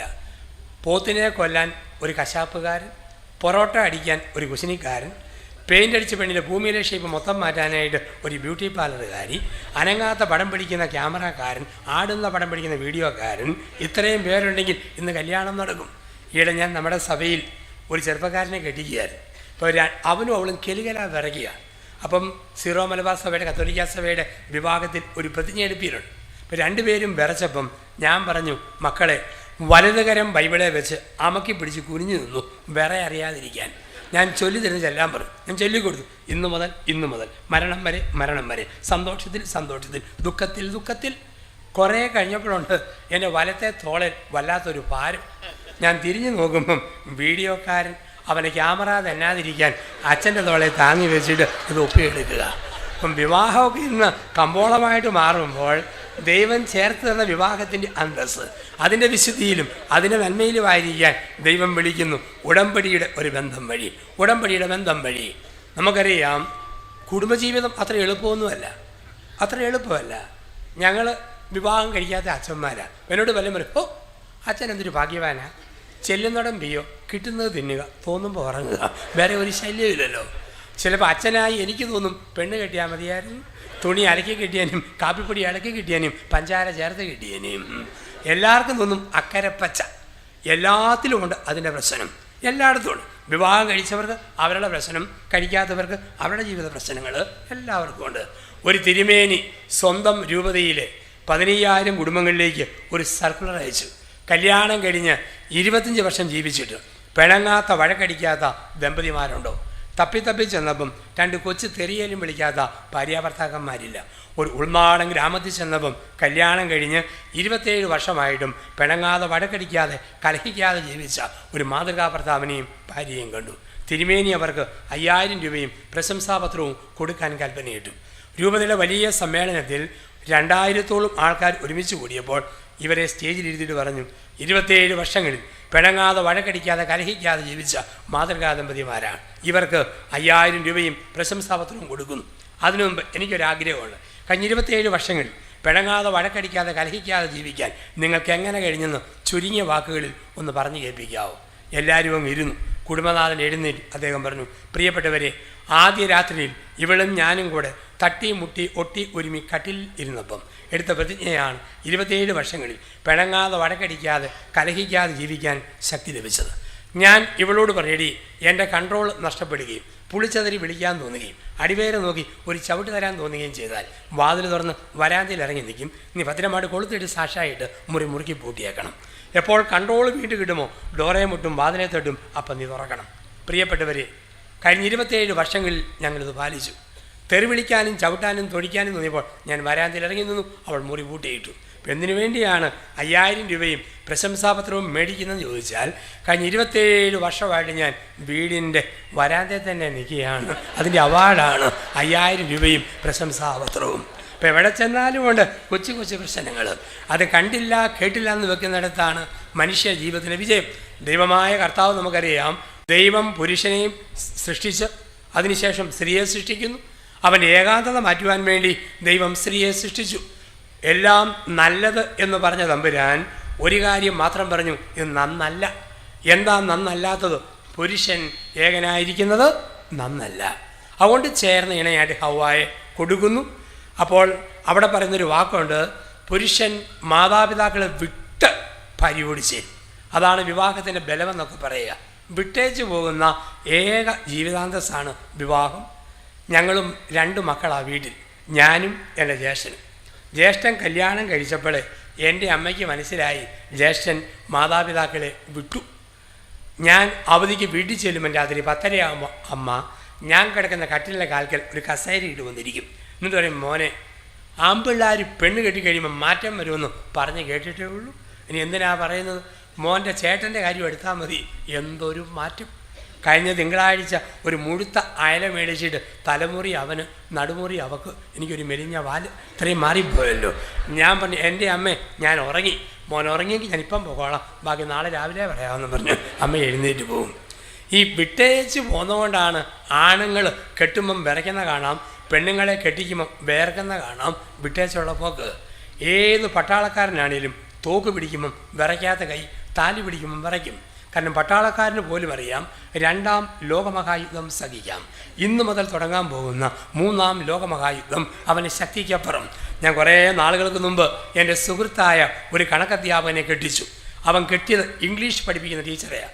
ചൂരൽ വടി കുലുക്കി വിറച്ച് പിള്ളേരെ അടിച്ചു പഠിപ്പിക്കുന്ന സാറ്. ഞാൻ നോക്കുമ്പം ചൂരലിൻ്റെ നാരിൻ്റെ പകുതി കട്ടിയില്ലാത്ത ചീപ്പ് നൂലിൽ കെട്ടുതാലി കോർത്ത് ഇവിടെ പെടലി കെട്ടുമ്പം ഇവൻ്റെ കൈ ഉറയ്ക്കുന്നില്ല. ചിത്രശലഭം തേൻ കുടിക്കാൻ വേണ്ടി പൂവിൻ്റെ മണ്ടേക്കൂടെ പറക്കണ പോലെ കൈ തെന്നി പോകുന്നു. അവസാനം കഷ്ടപ്പെട്ട് കെട്ടി ഒപ്പിച്ച് യാത്രയായി. പിറ്റേ തിങ്കളാഴ്ച ഇവനും ഭാര്യയും കൂടി എന്നെ കാണാൻ വേണ്ടി ദേറായിൽ വന്നു. ഒരു ചെറിയ കേക്കുമായിട്ട് ഞാൻ മുറിക്കകത്ത് കയറ്റി. കേക്ക് ആശീർവദിച്ച് മുറിച്ച് 2 ചെറിയ കഷ്ണം ഇവർക്കും കൊടുത്തു. തമ്മിൽ മുഴുത്ത കഷ്ണം ഞാനും എടുത്തു. ബാക്കി അലമാരി വെച്ച് കൂട്ടി. ഇറങ്ങിപ്പോകുമ്പം ഇവൻ്റെ തോളെ തട്ടി ഞാൻ പറഞ്ഞു, പേടിത്തൊണ്ട കണക്കധ്യാപക, എന്നാ വിറയാടാ വിറച്ചത്? സ്വന്തമായിട്ടൊരു പെണ്ണിനെ കിട്ടുമ്പം കുറേ കൂടെ ധൈര്യമല്ലേ വരേണ്ടത്. അവൻ പറഞ്ഞു, ആഹാ അച്ഛ, അത് വിറയാണെന്നാണ് അച്ഛനോർത്ത്. ഞാൻ പറഞ്ഞു കൈ കിടന്ന് തുള്ളുന്ന വിറയല്ലാതെ വേറെ വല്ലതുമാണ്. അവൻ്റെ പൊന്നച്ച വിറച്ചതല്ല, സഭയിലെ ഗൗരവമുള്ള ഒരു കൂതാശയുടെ സ്വീകരണമല്ലേ. പിള്ളകളിയാണോ അച്ഛാ? വിറച്ചതല്ല, പിന്നെയോ പരിശുദ്ധാത്മാവിൻ്റെ ആഗമനമാണ്. ലോകത്തിലെ ഏറ്റവും വലിയ ഗൗരവമുള്ള ഒരു ജീവിതാന്തസ്. അപ്പം ആ ജീവിതാന്തസ്സിലേക്ക് ഒരു പുരുഷനെയും സ്ത്രീയെയും ദൈവം ചേർത്ത് വെച്ചു. ഈ ഭൂമിയിൽ സ്വർഗം പണിയുവാൻ ദൈവം ചേർത്ത് വെച്ച പരമപരിശുദ്ധമായ ക്രൈസ്തവ ദാമ്പത്യ ജീവിതം. പ്രിയപ്പെട്ടവരെ, അങ്ങനെയെങ്കിൽ ഒരു കാര്യം ഓർക്കുക, ഒരു വീട് പണിയുമ്പോൾ അതിന് കല്ലിടും. അതുപോലെ കുടുംബം എന്ന് പറയുന്ന വീട് പണിയുമ്പോൾ അതിന് അടിസ്ഥാനപരമായ കല്ലുകൾ ഇട്ടിട്ട് പോകണം. അതുകൊണ്ടാണ് പറയുക, കുടുംബജീവിതത്തെ ബലപ്പെടുത്തുന്ന 5 മൂലക്കല്ലുകളെ നമ്മൾ ചിന്തിക്കുന്നു. 1 വിജ്ഞാനം, 2 വിശുദ്ധി, 3 വിവേകം, 4 വിധേയത്വം, 5 വീണ്ടെടുപ്പ്. കുടുംബത്തെ ബലപ്പെടുത്തുന്ന 5 അടിസ്ഥാന മൂലക്കല്ലുകൾ: 1 വിജ്ഞാനം, 2 വിശുദ്ധി, 3 വിവേകം, 4 വിധേയത്വം, 5 വീണ്ടെടുപ്പ്. എല്ലാ ജീവിതാന്തസ്സിലും അറിവ് വേണം. അച്ഛന്മാർ കാലാനുസൃതം വായിക്കും, കാലത്തിനൊത്ത് കാര്യങ്ങൾ അവതരിപ്പിക്കുവാൻ. ഡോക്ടേഴ്സ്, എൻജിനീയേഴ്സ്, അധ്യാപകർ, അഡ്വക്കേറ്റ്സ്, ജേർണലിസ്റ്റ്, എന്താണോ ജീവിതത്തിൻ്റെ പ്രൊഫഷൻ അതുമായി ബന്ധപ്പെട്ട് വായിക്കണം, വായിച്ച് അറിയണം, വളരണം. കുടുംബജീവിതത്തിലും ഇത് പ്രധാനപ്പെട്ടതാണ്. കുടുംബവിജ്ഞാന സെമിനാറുകൾ, ദമ്പതി ധ്യാനങ്ങൾ, വാരാന്ത്യപതിപ്പിൽ ഈടുറ്റ ലേഖനങ്ങൾ, കുടുംബത്തിന് ഊന്നൽ കൊടുക്കുന്ന വാരികകളുടെ ലേഖനങ്ങൾ ഒക്കെ നമ്മൾ വായിക്കണം. അത് ആൾക്കാർ ഏറ്റവും ഇഷ്ടപ്പെടുന്നു. കുടുംബ ജീവിതത്തെക്കുറിച്ച് അറിയുവാൻ ആൾക്കാർക്ക് ഇന്ന് ഒരുപാട് താല്പര്യമാണ്. 2011 ആണ്ട് ഈസ്റ്ററിലൊക്കെ വനിത എൻ്റെ പ്രസംഗത്തിൻ്റെ പ്രത്യേകതയെക്കുറിച്ചുള്ള മനോരമയുടെ ഒരു റിപ്പോർട്ടായിരുന്നു. അപ്പോൾ അത് വായിച്ചതിന് ശേഷം SNDP-കാർ, വെള്ളാപ്പള്ളി നടേശനൊക്കെയുള്ള SNDP, അവർ അടിമാലിയിൽ അവരുടെ കോളേജിൽ 3 ദിവസം എന്നെ വിളിച്ച് ക്ലാസ് പഠിപ്പിച്ചു. ഈരാറ്റുപേട്ടയിൽ മുസ്ലിം മാനേജ്മെൻറ്റ് 400 മുസ്ലിം യുവതികൾക്ക് വേണ്ടി ക്ലാസ് പഠിപ്പിച്ചു. അപ്പോൾ അവർ പറഞ്ഞു, ജാതിയോ മതമോ ഒന്നുമല്ല, ഈ അറിവുകൾ ഞങ്ങൾക്ക് ആവശ്യമാണ്. ഞങ്ങളുടെ സമൂഹത്തിൽ ഇങ്ങനെ പറഞ്ഞു തരാൻ ആരുമില്ല. അപ്പം ലോകത്തിൽ നമ്മൾ മനസ്സിലാക്കുക, കുടുംബത്തിനുള്ള ഊന്നൽ. ഇപ്പം അതിൻ്റെ വെളിച്ചത്തിലാണ് കഴിഞ്ഞ ജനുവരി 1 മനോരമ എൻ്റെ ഒരു പുസ്തകം ഇറക്കി. ഈ വർഷത്തെ മനോരമയുടെ ബെസ്റ്റ് സെല്ലറായിട്ട് മാറിയ ഇണയും തുണയും എന്നുള്ള കുടുംബത്തിൻ്റെ പുസ്തകം. ഇപ്പം നിങ്ങൾ വനിത വായിക്കുന്നവരുടെ കാണാം, ഒരു പേര് എൻ്റേതാണ്, ചിരിവീടുകൾ എന്ന പേരിൽ. അപ്പോൾ അവർ പറയുന്നു അതിനുശേഷമുള്ള ജനത്തിൻ്റെ പ്രതികരണം. കാരണം കുടുംബ ബന്ധങ്ങളെ അറിയുവാനുള്ള മനുഷ്യൻ്റെ വലിയൊരു ആഗ്രഹമുണ്ട് ഇന്നിവിടെ. അവിടെയാണ് വിജ്ഞാനം. വിജ്ഞാനം എന്ന് പറഞ്ഞാൽ ഒരു ഭർത്താവ് ഓർക്കണം, എൻ്റെ ഭാര്യ ഒരു സ്ത്രീയാണ്, ആണല്ല. ചില ആണുങ്ങളുടെ ഓർമ്മ, എൻ്റെ ഭാര്യ എന്നെപ്പോലെ തന്നെ പ്രതികരിക്കണം. ചില പെണ്ണുങ്ങളുടെ ഓർമ്മ, എൻ്റെ കെട്ടിയവൻ പെണ്ണാണ്, എന്നെപ്പോലെ കരയണം, പിഴിയണം, ചീറ്റണം, ചിരിക്കണം. വ്യത്യാസമുണ്ട്. ഭർത്താവും ഭാര്യയും, വിജ്ഞാനം എന്ന് പറയുമ്പോൾ ഭർത്താവും ഭാര്യയും തമ്മിൽ അടിസ്ഥാനപരമായ ചില വ്യത്യാസങ്ങൾ. ഒന്നാമത്തെ വ്യത്യാസം, ഭർത്താവിൻ്റെ ലോകം വലിയ ലോകം, ഭാര്യയുടെ ലോകം ചെറിയ ലോകം. ഭർത്താവിൻ്റെ ലോകം എന്നും ഒരു വലിയ ലോകമാണ്. അവർ ഒന്നായിരിക്കുന്നു എന്ന് പറയുമ്പോൾ ഒന്നിച്ചിരിക്കുന്നവർ 2 പേരിലുള്ള വ്യത്യസ്തതകളെ പഠിക്കണം. ഭർത്താവിൻ്റെ ലോകം വലിയ ലോകം. അവൻ്റെ ലോകമെന്ന് പറഞ്ഞാൽ കോഴഞ്ചേരിയും പുല്ലാടും എലന്തൂരും റാന്നിയും പത്തനംതിട്ടയും ഒരു വലിയ ലോകത്താണ് അവൻ്റെ നടപ്പ്. അവൻ വീട്ടിൽ വരുന്നത് തന്നെ ഇനി എപ്പോഴാണ് വീട്ടിൽ നിന്ന് പോകുന്നതെന്ന് യാത്ര പറയാൻ വേണ്ടിയാണ് വരിക. ഭയങ്കര തിരക്കാണ്. അങ്ങനെ തിരക്കിട്ട് ഓടുമ്പോൾ അവൻ്റെ തലയ്ക്കകത്ത് അന്താരാഷ്ട്ര പ്രശ്നങ്ങളാണ്. ഒബാമ ഇറാനെ ചൊറിയാൻ സാധ്യതയുള്ളൂ. അവിടെ അമേരിക്ക ഇനി എണ്ണ കട്ടുകൊണ്ട് പോകും. ചൈനക്കാർ 2017 1 കിലോ ഷീറ്റ് 100 രൂപയ്ക്ക് ഇറക്കിയാൽ നമ്മുടെ ഷീറ്റിൻ്റെ വില എന്താകും?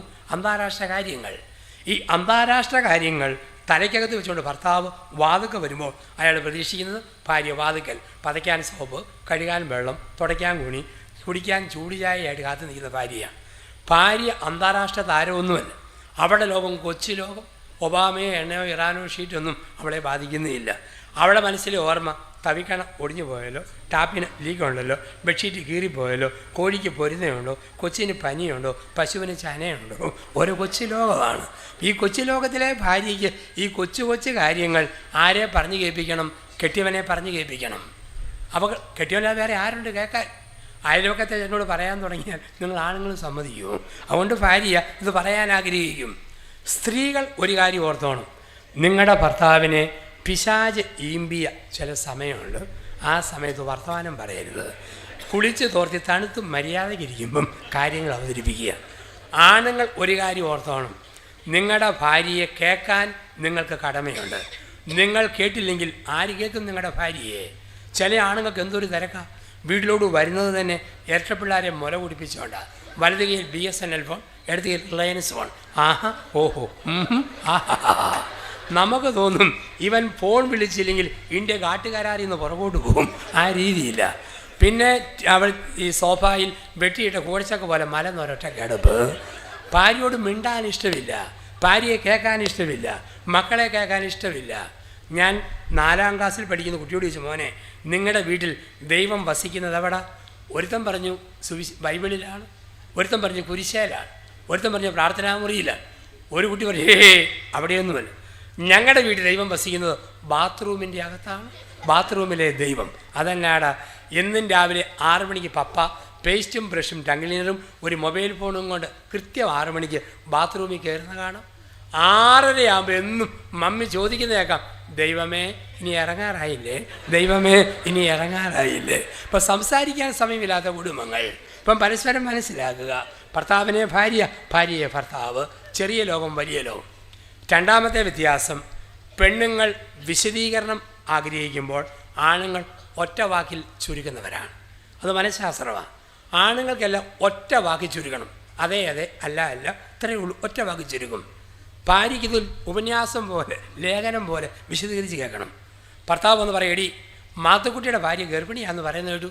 അയ്യോ ചേട്ടാ എന്നതാ കൊച്ച്, എന്നാ പ്രസവം എന്നറിയാമോ, ഏത് ഡോക്ടറെയാണ് കാണിക്കുന്നത്, ഏതാശത്തിലാണ് പോകുന്നത്. ഇവർക്ക് ഇത് ലേഖനം പോലെയാണ്. ആണുങ്ങൾക്ക് ചുരുക്കത്തിൽ. ചില ആണുങ്ങളുണ്ട് വർത്തമാനം പറയുപോലുമില്ല. ചില ആണുങ്ങൾ വർത്തമാനം പറയുന്നത് കേട്ടാൽ പഴയകാല വെല്ലുമിച്ചിമാർ ഇടിയപ്പം ഉണ്ടാക്കുന്ന പോലെ ഞെക്കി മുക്കി മൂളുമ്പം ഇത്രയേ ഉള്ളൂ ആകപ്പാട്. ചില പുരുഷന്മാർ ഭാര്യ പിണങ്ങിയിരുന്നാലും അതറിയാത്തവന്മാരെ കണ്ടിട്ടുണ്ട്. ഒരു സ്ത്രീ 3 ആഴ്ച കെട്ടിയവനോട് പിണങ്ങിയിരുന്നു, ഭർത്താവ് അറിയുന്നേ ഇല്ല. അവസാനം ഭാര്യ തന്നെ മടുത്തിട്ട് ചോദിച്ചു, എൻ്റെ പൊന്നു മനുഷ്യ, ഞാൻ 3 ആഴ്ച പിണങ്ങിയിരുന്നിട്ടും തനിക്കൊന്നും തോന്നുന്നില്ലേ? നീ പിണങ്ങിയിരിക്കായിരുന്നോടി, ഞാനത് അറിഞ്ഞില്ലല്ലോ. അപ്പോൾ ഇതൊരു വ്യത്യാസമാണ്, 2 ലോകങ്ങളുടെ വ്യത്യാസം. മൂന്നാമത് ഒരു വലിയ വ്യത്യാസമുള്ളത്, പെണ്ണുങ്ങൾ ക്ഷമിക്കും പക്ഷെ മറക്കുകയില്ല, ആണുങ്ങൾ മറക്കും പക്ഷെ ക്ഷമിക്കുകയില്ല. കാരണം ആണുങ്ങൾ 100 കൂട്ടം കാര്യങ്ങൾക്കിടയിൽ ചില കാര്യം മറന്നുപോകും. പക്ഷെ ഒരു അവസരം വരുമ്പോൾ ചാരം മൂടിയ തീക്കട്ട പോലെ, ചാരം പറക്കുമ്പോൾ തീക്കട്ട തിളങ്ങുന്നത് പോലെ പിന്നെയും ഇങ്ങോട്ട് തേടി വരും, ക്ഷമിക്കുകയില്ല. പക്ഷെ പെണ്ണുങ്ങളോ എല്ലാം ക്ഷമിക്കും പക്ഷെ മറക്കുകയില്ല. ഇങ്ങനെ പറവറാന്ന് പറഞ്ഞുകൊണ്ടിരിക്കും, ഒരു കാര്യമില്ല. ഭർത്താവ് 2009 കുടി നിർത്തിയതാണ്, 5 വർഷമായി കുഴപ്പമൊന്നുമില്ല. എങ്കിലും 2014 നവംബർ 30 പറയും, ഓ തന്നെ 2008 മുടിഞ്ഞ കുടി, അല്ലെ കുറേ കൂടെ കാശ് ഇവിടെ കണ്ണനെയായിരുന്നു. ഓരോ ആവശ്യമില്ലാത്ത ചൊറിഞ്ഞ വർത്താനം പറയുക. ക്ഷമിക്കും പക്ഷെ മറക്കുകയില്ല. മാത്യു സാറ് മോട്ടോർ സൈക്കിളിൽ വൈകിട്ട് 4 മണിക്ക് സ്കൂളിൽ നിന്നും വീട്ടിൽ വന്നു. ഭാര്യയോട് പറയടി മേരിക്കുട്ടി, സ്കൂളിൽ ഒരു പുതിയ ടീച്ചർ ശൈലജ കാണണം, തക്കാളിപ്പഴത്തിൻ്റെ നിറവ, പാദം മുട്ടി മുടി, പക്ഷേ മുഖത്ത് കുറ്റിമീശ, നോക്കുമ്പോൾ ഏതാണ്ട് പോലെ ഇരിക്കുന്നു. ഭാര്യ പറഞ്ഞു, വല്ല പെണ്ണുങ്കോ മീശയോട് അവൾ അവിടെ മീശ കൊണ്ട് അവിടെ വഴിക്ക് പോട്ടെ മനുഷ്യ, തനിക്ക് എന്താ കാര്യം? അങ്ങ് പറഞ്ഞില്ല, അങ്ങ് തീർന്നു. വർഷങ്ങളിങ്ങനെ കഴിഞ്ഞു പോയി, കാലചക്രം ഉരുണ്ടുകൊണ്ടിരുന്നു. 4-5 വർഷങ്ങൾ കഴിഞ്ഞു. ഒരു ദിവസം ഇതേ മാത്യു സാറ് മോട്ടോർ ബൈക്കിൽ വൈകിട്ട് 7:30 വീട്ടിലോട്ട് വരുന്നു. അത് കറണ്ട് കട്ടിൻ്റെ ദിവസമായിരുന്നു. ഇദ്ദേഹം ഇരുട്ടത്ത് ഗേറ്റ് കടന്ന് വരികയും പൂന്തോട്ടത്തിന് സൈഡ് കെട്ടാൻ വേണ്ടി കുറച്ച് ഹോളോ ബ്രിക്സ് ഇഷ്ടിക ഇറക്കി വെച്ചിട്ടുണ്ട്. അറിയാത്ത മാത്യു സാർ ഇഷ്ടിക തട്ടി താഴെ വീണു, ഇടത് കേട്ട് തൊലി പോയി. ഇയാൾ അരിശത്തോട് വീട്ടിൽ ചെന്നു, റെഡി നീ എന്നാലും വെമ്പർന്നോത്തിയ, ഇരുട്ടല്ലേ, ഹോളോ ബ്രിക്സ് ഇറക്കി വെച്ചെന്ന് പറയേണ്ടായിരുന്നു, എൻ്റെ കയ്യെങ്ങാനും ഒടിഞ്ഞു പോയാലും ഞാനിത് കണ്ടുപിടി. ഉടനെ ഇവിടെ പറഞ്ഞിട്ട് പിന്നെ വലിയ കാര്യമായി. ശൈലജ ടീച്ചറിൻ്റെ കുറ്റിമീശ കണ്ട ആൾക്ക് ഇഷ്ടിക കാണാൻ വലിയ പ്രയാസമല്ലേ. ഇതാണ് മനസ്സിൽ കിടക്കും, ക്ഷമിക്കും പക്ഷെ മറക്കുകയില്ല. ഇതിങ്ങനെ പറഞ്ഞുകൊണ്ടിരിക്കും. 4ാമത് ഒരു വലിയ വ്യത്യാസം, അടുത്ത വ്യത്യാസം എന്ന് ചോദിച്ചാൽ, ആണുങ്ങൾ ഒരു സമയം ഒന്നിൽ ശ്രദ്ധിക്കുമ്പോൾ പെണ്ണുങ്ങൾ ഒത്തിരി കാര്യത്തിൽ ശ്രദ്ധിക്കുന്നവരാണ്. അതൊരു വലിയ പ്രത്യേകതയാണ്. ആണുങ്ങൾ TV കാണുമ്പം അവൻ TV ന്യൂസ്, അവൻ്റെ ഇരിപ്പ് കണ്ടാൽ തോന്നും ഇതിനകത്ത് നിർണായകമായ പങ്ക് അവനുണ്ട്, ഇത് മാത്രം നോക്കിക്കൊണ്ടിരിക്കും. പത്രം വായിക്കുമ്പം പത്രം, പിന്നെ ആ സമയത്ത് ഇഷ്ടമില്ല ആണുങ്ങൾക്ക് വർത്തമാനം പറയുന്നത്. TV കാണുമ്പം ചുമ്മാ പെണ്ണുങ്ങൾ വർത്തമാനം പറഞ്ഞുകൊണ്ട് പറയലും ആണുങ്ങൾക്ക് അരോചകമാണ്. അതുപോലെ പത്രം വായിക്കുക ഗുണഗുണമെന്നും പറഞ്ഞുകൊണ്ട് പുറകെ ചെന്ന് നിൽക്കും, ആണുങ്ങൾക്ക് ഇഷ്ടമില്ല. ഗൗരവത്തോടെ വാർത്ത കാണുമ്പോഴാണ് മണ്ണെണ്ണ തീർന്നു കേട്ടോ, ഗ്യാസിൻ്റെ കാര്യം എങ്ങനെ, ടെലിഫോൺ പോലെ എടുത്തിട്ടുണ്ടോ, അതൊക്കെ എടുക്കും, അത് കഴിഞ്ഞ് പറഞ്ഞാൽ മതി, ഈ സമയത്ത് പറയരുത്. ഇത് മനസ്സിലാക്കിയില്ലേ കൊച്ചു കൊച്ചു കാര്യങ്ങളിലൂടെ ഭർത്താവ് ഭാര്യയിൽ നിന്ന് അകലാൻ തുടങ്ങും. ഭാര്യ ഭർത്താവിന് സ്നേഹമില്ലെന്ന് അവൾ കരുതാനും തുടങ്ങും. അടുത്ത വ്യത്യാസമെന്ന് പറഞ്ഞാൽ ആണുങ്ങൾ ഒരു സമയം ഒരു കാര്യം വൃത്തിയായി ചെയ്യുമ്പോൾ പെണ്ണുങ്ങൾ ഒരേ സമയം 10 കാര്യങ്ങൾ ചെയ്യും. അല്പം വൃത്തിക്കുറവുണ്ടാവും. ആണുങ്ങൾ ആദ്യം വാഴ, പിന്നെ വഴുതന, പിന്നെ കാന്താരിത്തൈ, പിന്നെ പയർ, ഓരോന്നോരോന്ന്. അത് ആണുങ്ങളുടെ പ്രത്യേകത. സ്ത്രീയോ ഒരുപാട് കാര്യം ചെയ്തുകൊണ്ടിരിക്കും. കുഞ്ഞിനെ മുലയൂട്ടും, അരിയാട്ടും, ഇങ്ങനെ ടെലിഫോൺ എടുക്കും, കോളിംബെൽ നോക്കാൻ പോകും, പുതപ്പ് കുടഞ്ഞു വിരിക്കും, ഒത്തിരി കാര്യം ചെയ്യും. ആണുങ്ങൾ ചെയ്യുന്നത് പോലെ സാവധാനത്തിൽ പെണ്ണുങ്ങളും ജോലി ചെയ്താൽ കുടുംബത്തിലൊന്നും നടക്കുകയില്ല. സ്ത്രീ ഇതുപോലെ ചെയ്താലേ ഒരു കുടുംബം കൊലയാതെ പോകൂ. കൊച്ചു കുഞ്ഞുങ്ങളോട് സാറ് ചോദിച്ചു, ലോകത്തിലെ ഏറ്റവും വലിയ അത്ഭുതം. ഒരു കുട്ടി പറഞ്ഞു ഐപാഡ്, ഒരുത്തൻ പറഞ്ഞു ടാബ്ലറ്റ്, ഒരുത്തൻ പറഞ്ഞു കമ്പ്യൂട്ടർ, ഒരുത്തൻ പറഞ്ഞു ലാപ്ടോപ്പ്. ഒരു കൊച്ചു പറഞ്ഞു ഏറ്റവും വലിയ അത്ഭുതം എൻ്റെ അമ്മയാണ്, എൻ്റെ അമ്മ. അതന്നെ എൻ്റെ സാറേ, എൻ്റെ അമ്മയ്ക്ക് എത്ര കൈകളാണെന്നറിയാമോ? വെളുപ്പിനെ എന്നെ കുലുക്കി വിളിക്കാൻ 2 കൈ, തലയിലെണ്ണ തൂത്ത് തരാൻ കൈ, വെള്ളം തലയിൽ താടാതെ തോർത്തി തരാൻ കൈ, ഷർട്ടിൻ്റെ പണ്ട് ഇട്ട് തരാൻ കൈ, ചോറും പൊതി കെട്ടിത്തരാൻ കൈ, രാത്രിയിൽ തലേന പോലെ മടക്കി വെച്ച് തരാൻ കൈ. എൻ്റെ അമ്മയാണ് ലോകത്തിലെ ഏറ്റവും വലിയ അത്ഭുതം. ഒരു കാര്യം ഓർത്തോണം, സ്ത്രീ ഒരുപാട് കാര്യം ചെയ്യുമ്പം അല്പം കുറ്റങ്ങളും കുറവുകളും വരുമ്പം അന്തസ്സുള്ള പുരുഷന്മാർ അതിനെക്കുറിച്ച് മിണ്ടരുത്, കമൻറ്റ് പറയരുത്. ചില ആണുങ്ങൾക്കൊരു തോന്നലുണ്ട്, ഭാര്യയെക്കുറിച്ച് എന്തെങ്കിലും കുറ്റം പറഞ്ഞാലേ ഞാൻ പുരുഷനാവൂ, ഭർത്താവൂ. ആ ചിന്തയുള്ളവരുണ്ട്. എൻ്റെ അപ്പന് എൻ്റെ അമ്മയെ വലിയ കാര്യമായിരുന്നു. അമ്മ എന്നാ ഉണ്ടാക്കിയാലും അപ്പൻ ഒരു കുറ്റം പറയും. അത് അപ്പൻ്റെ പ്രത്യേകത. സ്നേഹക്കുറവുകൊണ്ടല്ല, രീതിയാണ്. കറി ഒലത്തിയാൽ പറയും എന്നാ ഒലത്താടി, കരിവേപ്പില കമന്ന് കിടക്കുന്നു, സവോള മലന്ന് കിടക്കുന്നു, കടുക് തലയും കുത്തി നിൽക്കുന്നു. ഇതാണ് ഒലത്ത്. അമ്മ മരിച്ചിട്ട് വർഷം 20 കഴിഞ്ഞു. ജ്യേഷ്ഠൻ്റെ ഭാര്യ അപ്പനെ പൊന്നുപോലെയാണ് നോക്കുന്നത്. എന്നാലും ഞാൻ അവധിക്ക് ചെല്ലുമ്പോൾ എൻ്റെ മോനെ എന്നാക്കെ പറഞ്ഞാലും മോൻ്റെ അമ്മ മരിച്ചതിന് ശേഷം വായി വെച്ച് കൂടാമെന്നൊന്നും ഇതുവരെ കിട്ടിയിട്ടില്ല. എല്ലാവരും കങ്ങം പിടിച്ച ചൊവയ. എന്നാക്കെ പറഞ്ഞാലും എൻ്റെ അച്ചാമ്മയുടെ ഒലത്തായിരുന്നു ഒലത്ത്. ഇതെന്നാ ഒരു ഒലത്താ? എപ്പോഴാണ് പിടികിട്ടിയത്? മരിച്ച 20 വർഷം കഴിഞ്ഞപ്പോഴാണ് ഒലത്തുന്ന സ്നേഹം സാവധാനം തികട്ടി വരിക. അപ്പം ഇവിടെയാണ് പറയുക, മനസ്സിലാകുക, നല്ലത് പറയുക, അംഗീകരിക്കുക. വീണ്ടും ഒരു വലിയ വ്യത്യാസം, പുരുഷൻ എന്ത് ചെയ്താലും തൊട്ട് കാണിക്കാനും ചൂണ്ടിക്കാണിക്കാനുമുണ്ട്. സ്ത്രീ എന്ത് ചെയ്താലും തൊട്ട് കാണിക്കാനും ചൂണ്ടിക്കാണിക്കാനുമില്ല. അതുകൊണ്ട് പെണ്ണുങ്ങൾക്ക് അരിശം വരും. ഭർത്താവ് ഒരു വാഴ വെച്ചാൽ 10-ാം മാസം 150 കായുള്ള നേന്ത്രക്കൊല പൊക്കിപ്പിടിച്ച് ഭാര്യയും മക്കളെയും നോക്കി പറയാം, എൻ്റെ രക്തത്തുള്ളികൾ വേർപ്പ് തുള്ളികളാക്കി മെനഞ്ഞെടുത്ത വാഴക്കൊല നിങ്ങളിത് ഉരിഞ്ഞു ഭക്ഷിക്കുവിൻ എന്നും പറഞ്ഞ് ആ വാഴക്കൊല പൊക്കിപ്പിടിക്കാം. ഭർത്താവ് ഇവിടുന്ന് കോഴഞ്ചേരിയിൽ നിന്ന് തിരുവല്ല വരെ പോയിട്ട് വരുമ്പം ഭർത്താവിന് പറയാം, അങ്ങോട്ടും ഇങ്ങോട്ടും കൂടെ 34 കിലോമീറ്റർ ഞാൻ യാത്ര ചെയ്തിരിക്കുന്നു, രേഖയായിട്ട് ബസ്സിൻ്റെ ടിക്കറ്റ്. അതേസമയം അവൻ്റെ ഭാര്യ 40 കിലോമീറ്റർ യാത്ര ചെയ്തു. അവൾ യാത്ര ചെയ്തത് തിരുവല്ല കോഴഞ്ചേരി അല്ലെ കോഴഞ്ചേരി റാന്നി റൂട്ടിലല്ല. അവൾ യാത്ര ചെയ്തതിന് ടിക്കറ്റ് എഴുതാൻ അയൽപക്കത്തെങ്ങും കണ്ടക്ടർമാർ ഇല്ലാതെ പോയി. അവൾ യാത്ര ചെയ്ത റൂട്ട് അടുക്കള പന്നിവേലി, പന്നിവേലി കോഴിക്കോട്, കോഴിക്കോട് ആട്ടുംകൂട്, ആട്ടുംകൂട് തെങ്ങുംമൂട്, തെങ്ങുംമൂട് റബ്ബറിൻചോട്. ഇങ്ങനെ നടക്കുക. വെട്ടം വീണ പാതിരാത്രി വരെ നീളുന്ന പണി. ആർക്കെങ്കിലും രോഗമാണോ? രാത്രി കൂടെ ഉറങ്ങാൻ പറ്റത്തില്ല. അവസാനം ചൂണ്ടിക്കാണിക്കാതെ കുറേ ഒടിഞ്ഞ ചട്ടിയും തവിയും കലവും മാത്രം. അവിടെ ആണുങ്ങൾ നല്ല വാക്ക് പറയണം. ഭാര്യ എന്തെങ്കിലും ചെയ്യുമ്പം നല്ല വാക്ക് പറയണം. ഭാര്യ പുറത്ത് പോയി തിരിച്ചു വരുമ്പോൾ, എൻ്റെ എടി നീ ഇല്ലാത്ത വീട് ഒരു മോർച്ചറി പോലെ, നീ വന്നപ്പോഴാണ് അനക്കം വന്നത്. ചെല്ലു നേരെ ക്രൂരതയോടെ പറയും, നീ ഇല്ലാത്ത വീട് ശവക്കോട്ട പോലെ, നീ വന്നപ്പോഴാണ് ശവം വന്ന് കയറിയത്. ആ രീതിയിൽ സംസാരിക്കരുത്, നല്ല വാക്ക് പറയണം. ഭാര്യ 1-ാം തരം കണ്ണിമാങ്ങ അച്ചാറിട്ടു, ചില്ലുഭരണിയിൽ മുഴുത്ത സ്പൂണ് വിട്ട് കൊടുത്തു, കഴിക്കുക മനുഷ്യ. എന്നാടിയത്?